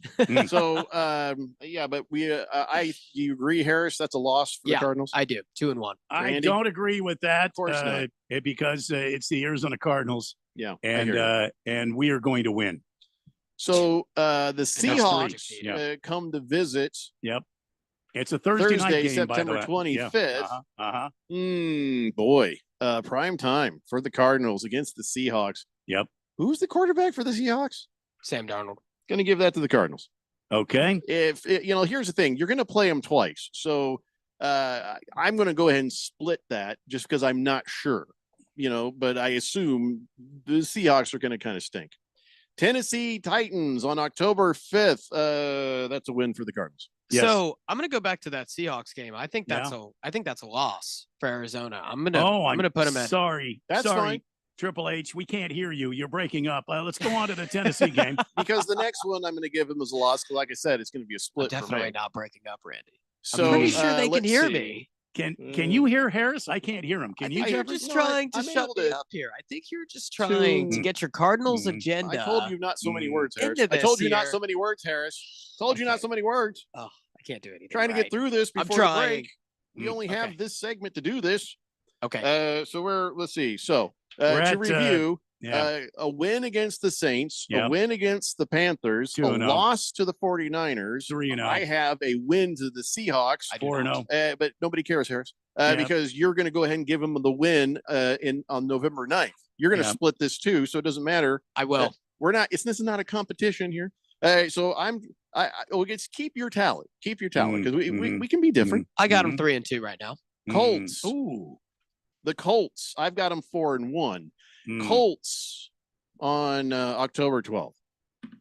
I'm going to give that to the Cardinals. Colts are one of the most unpredictable teams in the NFL next year because of Anthony Richardson's development. And that's why I'm giving it to the Cardinals. I'm going to take Arizona there. Yeah. Because you might end up having Danny Dimes out there for all we know. So I don't think so. All right. So the next game is at home versus the Green Bay Packers. I'm going to call that the next Cardinals loss. See, I'm calling it 6-1. We'll lose to the Packers, but up to that point, we will have been undefeated.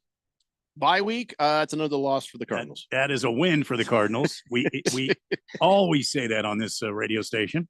Dallas Cowboys on November 3rd. A Monday night football game, by the way. Oh, dear God.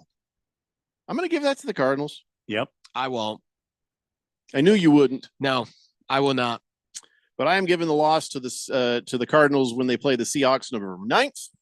That'll be the opposite because he just wants to be persnickety. We're going to go 2-0 against the Hawks. 49ers on November 16th. Yeah. I feel like they'll beat you again. No. They're a different team. They're on a team. They're on a declination road right now. They're declining down the mountain. Until I am sure and see that, I'm giving it to them. I will give them a split, so they will have now 2 losses. Up to November 16th, I got the Cardinals at 4-6. Good news. Sorry. You got the Jacksonville Jaguars to beat. There's a win. Yeah. I don't know if that's a win. I think it's a win until I see. Listen, they keep saying, "Oh, this is the year. This is the year," and it's never been the year. It's not going to be the year. The Cardinals will handle their business against the Jaguars. This is a difficult schedule for Arizona. I Yes, won't it lie to is. you. It's a difficult schedule. I think Jacksonville will beat Arizona. I have Jacksonville making a massive leap. I am kind of high on the whole AFC South next You year. are high if you outside have of them at the 4 and 6 at this point in the season. Okay, outside of Harris, the Titans. Too many words. Too many words. The next one up is the Buccaneers. I think the Buccaneers beat the Cardinals. I think it's a good close game, and I'm gonna say this is at Tampa Bay, and they lose. The Cardinals lose in a close one. I have them losing. Okay, let's see. The Rams. No, Rams I at think home. December 7th, I'm going to give you a win against the Rams, but I'm going to split it. You're going to get a loss against the Rams too. I'm going to split that Yeah, one. 5 and You 8. mean the last game of the year? Yeah, you're going to. That's 5 kind and of a 8. Cardinals thing to do. The Houston Texans. Loss. Oh, Yeah, we you know we what? beat I the was going to give you a Texans. win, No. but I think you're going to lose on that. We're one. going to beat the Texans like a They- used drum. They keep getting better. They are Ah. much better. And so are the Atlanta- Cardinals. Atlanta Falcons on December 21st. Yeah, going down. On December, I think they win that at home.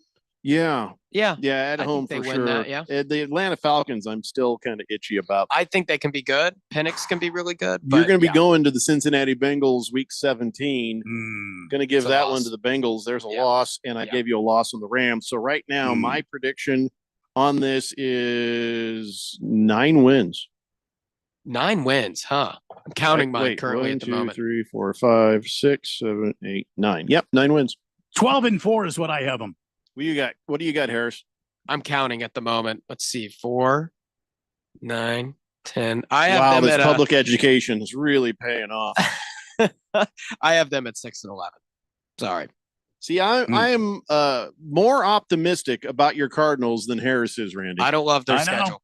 I'm just I know. gonna be honest. I don't love it. I think there's That's a lot of okay. teams in the You- AFC South that are gonna get a lot better. That's okay. You said Golden State was going to win this series too, and Oh, did. stop. By the way, yes, Oh, stop you it. were horrible in your picks for the NBA. Everybody you were high on No, has literally, it's so true. unexpectedly fallen straight off the playoffs. It's so true. I'm And not I worried am about sorry to tell you that. I'm not. Uh-huh. I'm not delighting in this because, like, I hired you. You know, so it doesn't make me look good either. But man. yeah, you're about to watch. What was it? You were high on the Nuggets and they're falling off. You were high Yeah, on the Warriors, they're falling off. The Cavaliers are gone. I never They're picked gone. the Cavs to You beat did the too. You Pacers. said the I said that was Cavaliers the should move team. through easily. I said that was the team I wanted to win, not Oh. the team that I thought was going to win. Since Nobody had the Knicks. Nobody had See, the Knicks. nobody. Here's the thing. Also, I had Boston. Tatum got hurt. I had Golden State. Steph got hurt. Cleveland, I didn't You have. need to them, stop but they watching got basketball. Injured. But they got injured, so I didn't You even are pick getting people hurt. the 3 picks that I've had so far. My 3 big picks have been the Nuggets to win, the Warriors to win, and Roy McIlroy to win the Masters. And that plus 700 keeps me positive. So I'm just saying. I feel like I It need to doesn't look bad apologize for you, to Jeffrey. Randy. I'm sorry, Randy. Yeah, for that's giving you okay. only 9 wins. That's all right. Harris has not fully felt the power of the great picks Yeah, I that know. are up and coming. When I No. speak, things happen, Harris, in the universe, and What? Really? I'm just going to sit here and I'll leave you with that thought as you have this pitiful a record for the Cardinals, and You I gave him will of course. 6? Yeah, he 6 and what did you say? 6 and 11? 6 and 11. How many wins they have last year? 9. Yeah. Yeah, we had 9. They're at 8.5 wins at the moment. Mhm. That's their over under. Let's go to the text Yeah. line, 888-368-1580. Cardinal Art would like a nice scotch of your choice, Randy. Oh, absolutely. There's a nice one for you. Tank Blood says, I don't have a team, but if I ever moved to Dallas, I would wear the opposite team every week. You fade the Cowboys. That's how you win money. Fade them. Oh, it's not even just fading him for money. He's going to actually put in a jersey just to be that guy. Yeah. Oh, tip of the hat. Much respect In to it for Tank the Blood. love of the game. Tank Blood, if I ever meet you, I'm buying you a beer for sure. I love that. Horn Ninja says, sorry, Randy. No, you don't. Some of us relocated within our same sport fandom division. Oh, yeah. So, like, if he was a Rams fan, he comes here, he couldn't do that. I got you. I understand. Swazman says, Randy's right. I'm a Bears and Cardinals fan now that I've been living in the Valley for a while. Dude, you got to have one team. You got to choose one. If it's going to just be the Bears, let it be the Bears. You don't have to. You can't straddle that fence, man. You got to have one team. You could be a Bears fan, but you could also like Don't your be a local Ralph. teams too. Don't be like Ralph. Oh no, yeah. Well, I don't know that it's. That'd be like Ralph. That's See, I'm an Arizona born and bred young man here, and in Tennessee they say born and inbred. I was made here. Well, Harris just goes, and I lived because he knows it's true. That hurt him right in the Ginobili's, didn't it? Right, the Ginobili's. No. Listen, if it's Arizona, I'm a Cardinals fan because they came to Arizona, but God, I have been born into the Suns, and I was born into the Diamondbacks. They are real Arizona teams, raised from the dirt of Arizona's Southwest deserts and all the stuff that goes along with it. That's these original teams. The original Arizona teams. That's what I love. Chosen One says, what do you think of eliminating the teams that make the play-in from the lottery? That eliminates 4 teams and give bad teams a better chance. I like that. If I like made that the idea. play-in, you are not part of this. You I don't like get that. to be a part of this. Also, the lottery. play-in shouldn't exist. Should not exist. Well, I agree with that. Yeah, but we hate that too. I can't stand the play-in. Sir Drives a Lot says the Hornets are constantly in the top 5. Yep, Okay. they are. You mean Slow Mozo says, I became a Patriot fan in 99, tried to root for the Titans, but just couldn't do it. The Hornets, back to that, they had a bad draw. They're like the 3rd most popular team in their own state. So Hornets are probably going to be down there just because I'm not sure they get the fans. The Titans thing, that's weird because back when you tried to be a Titans fan, we were really good. That was when we made the Super Bowl. Steve McNair was near his MVP time. You should never join a team fandom when they're good.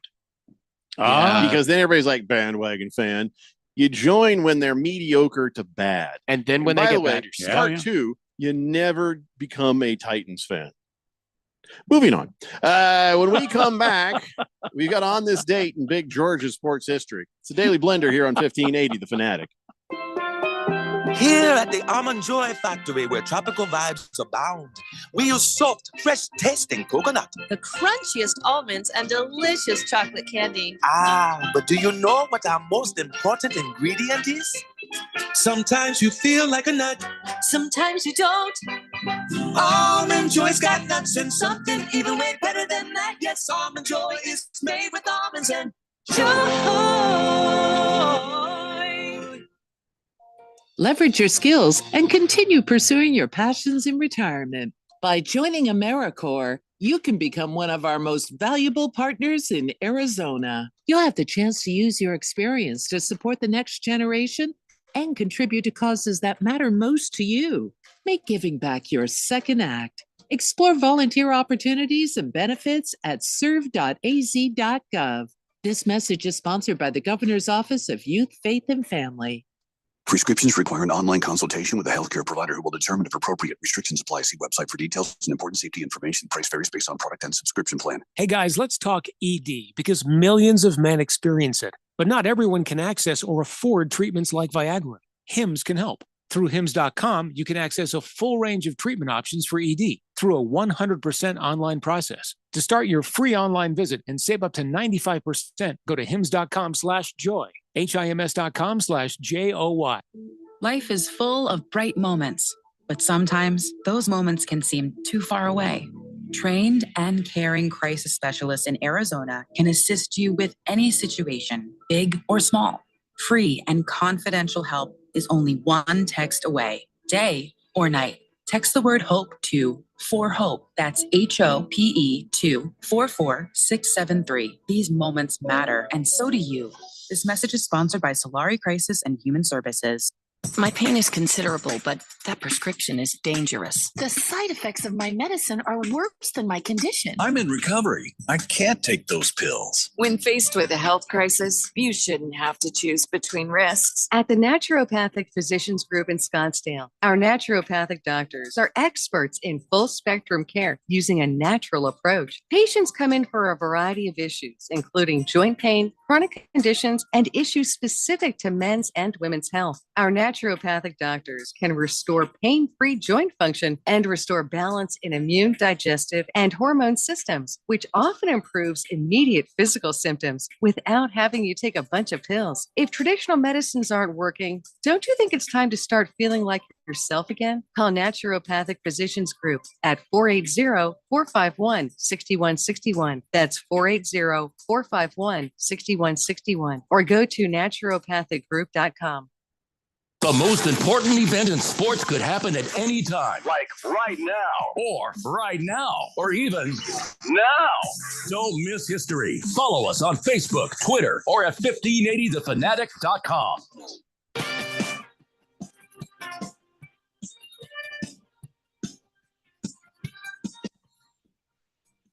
It's the Daily Blender here on 1580 The Fanatic. So we just went through the entire season for the Cardinals. And Randy, of course, most optimistic. Oh, yeah. Yeah. Of course, when he does his picks, basically, it's always optimistic. But I give him 9 wins. Harris gave him 6. Yeah. Not very optimistic from the young Harris Hicks there. And that's off the dome. I'm going to have to run my numbers. I've got formulas for college football, college basketball, and the NFL. Where do you think you are right now? That I use them to bet on, and I created them. And so far, I've done pretty good. And so that's off the dome, but I'll let y'all know what the numbers were miserable, though. I don't have an NBA formula. I don't know. I hope you don't use that formula for your NBA picks. I don't have an NBA only 6 wins, and if his picks go in the direction that his NBA stuff did, I should have a damn good year. You'll win the have Super a good Bowl. year. You're damn Actually, all the other teams that I'll pick to win will just get injured. I think their best players will just get injured. Honestly thinking, I think the Cardinals, honestly thinking here. Okay. With their upgraded defense, which was very important to me, and they got some interior linemen, and they have a good solid running team, and if they can stay healthy, I feel like the Cardinals can have a very successful season. I think they can have 11 or 12 wins. I think they can too, man. It's just you don't. They can. You just said on this very radio program, Triple H, and I've been your biggest proponent. And I've been calling you Triple H, and you have a theme song and everything. And I cut it up for you, and I brought it out here. And then I try to back you up and encourage you. And you just came on these airwaves, and you said my Arizona Cardinals were going to have a terrible season with only 6 wins. Yeah, I did, but that doesn't mean that they can't figure out a way to turn it around. I think they should have addressed the receiver position. I think that's going to be their Achilles heel. I'm going to call him Triple H any longer. I understand. Dang it. I understand. I want you to tell him that. I'm not speaking to him. So right now. Harris, Randy is so hurt and upset by you that he's not going to call you Triple H anymore. Look at me. He can't even look at me. He's looking at the ground. It's breaking my heart. Well, I guess that'll teach you. Wrangless Joe says, fine, how the can the Cardinals Cardinals are win gonna win 11 games when they have no quarterback? It's like Well, winning a World Series with no pitching staff. They do have a quarterback, and Arizona fans are this way a lot, and we've got people out there that believe that Kyler Murray is not a good quarterback. I think he's a good quarterback. Is he short? Yes. Are they going to deal with that? Yes. They have a running game now that has been decent for them. It was successful last season. They had to lumber through some injuries. James Conner was injured a couple of times, but when he's in there and he's running angry, this is a different team. And in the offseason, we got an interior lineman to help shore up that interior line, offensive line. They did some work on the defensive line. They have a legitimate pass rusher now. They brought in from free agency. They got some help in the secondary, defensive secondary. Yes. Do they need more pieces? Of course. They need another wide receiver opposite of Junior. You get another guy out there, another burner out there. Kyler Murray is a very accurate thrower when he can throw the football and when he can see through the offensive line. I agree with Jeffrey on that. I think he can't see well. And so, therefore, they have to design plays to open up passing lanes for him. I got an idea. What is So it? the helmet, right? Yeah. Yeah. Periscope. Ah. Oh, yeah. Yeah. You know what, Wait, Randy? Wait, no, wait, Jeffrey. Even better. Satellites. In space? From space. That's just Randy being mean right now. I'm not. No, I'm serious. Satellites. I think he's onto something. Ramrod says, sorry, it was the Cardinals that relocated to here. Well, after I became a Rams fan. So also Bidwell wouldn't change the name of the Cardinals to something local. So I love the Arizona Outlaws, back in the old USFL. Oh, yeah. Wait. And their helmets were badass too. Okay. Getting back to this, those big shoes that they're making with those super high, like it makes you taller, like those super high bottoms, like kind of heels. They're not like heels. Yeah, by the way, if you're wearing those those, super high we insoles, all notice. you got to give that to Kyler Murray, but make it like platform a foot. shoes. No, Yeah, I platform suggested, shoes. see, Pogo sticks. You're new Pogo to this sticks. party, Harris. You're new to the party. I've suggested the boingy boingy legs like Oscar Pistorius. Yeah. I've suggested Kiss Army boots, those giant high top things. Mhm. But Randy just keeps yelling at me. Randy, Oh, you know what I can't take noticed? I What was have you noticed? watching this morning show, right? On Apple Plus, and because we came late to the game, so we're watching the show, and I see Steve Carell, and then I see Steve Carell. He's in everything, by the way. He was in that Four Seasons TV show. Oh yeah. And I'm looking at it, I'm like, what's up with them shoes? They have this giant thing. I'm like, oh my God, he's wearing lifts. And I realized why. He's only 5'9". And so he's like wearing lifts to try to be taller. I'm like, dude, you're Steve Carell. That we don't think of like, well, Steve Carell's pretty tall. We like, you're Steve Carell. You're fun. I'll bet Was you it- Tom were they- Cruise does that. Were they platform shoes like back in the 70s? Were they somewhat fashionable? No, they look like tennis shoes, but with like really big white big part sole, on the yeah. bottom that kind of went I like gotcha. that. I'll bet I you gotcha. Tom Cruise does that same thing. They kind of make him taller sometimes, look taller in movies. Look, man, I wouldn't Oh, F yeah, with we know Tom that. Cruise. I wouldn't F with Tom Cruise. He's a badass. I He wouldn't is. I wouldn't mess around. It's just a thought. He'd go Kwai Chain Kane on your ass right now. I mean, I don't think he knows would kung hit- fu. Darn it, He would hit Randy's- you 38 Randy's- times and come to a complete rest before you Are even you felt the first mistaking one. Tom Dang it. Cruise for Keanu Tom Reeves? Cruise is badass. Randy's still mad at me. I'm not Rick. afraid of Tom Cruise. Do you hear I'm a third afraid of voice, Keanu Jeffrey? Reeves. I don't. I I don't am wanna- afraid of Keanu Reeves. Yes. Mhm. Keanu Reeves seems I don't think awesome. Randy's going to talk to you for the rest of the day here. I think Keanu Reeves is badass. Okay, You are fine. The correct. Cardinals are going 17-0. Silver Pop says, Randy, as a Cardinals fan, I got to disagree with you on the Panthers pick. They've owned the Cardinals like the last 9 seasons. You know they have, but keep this in mind, my friend.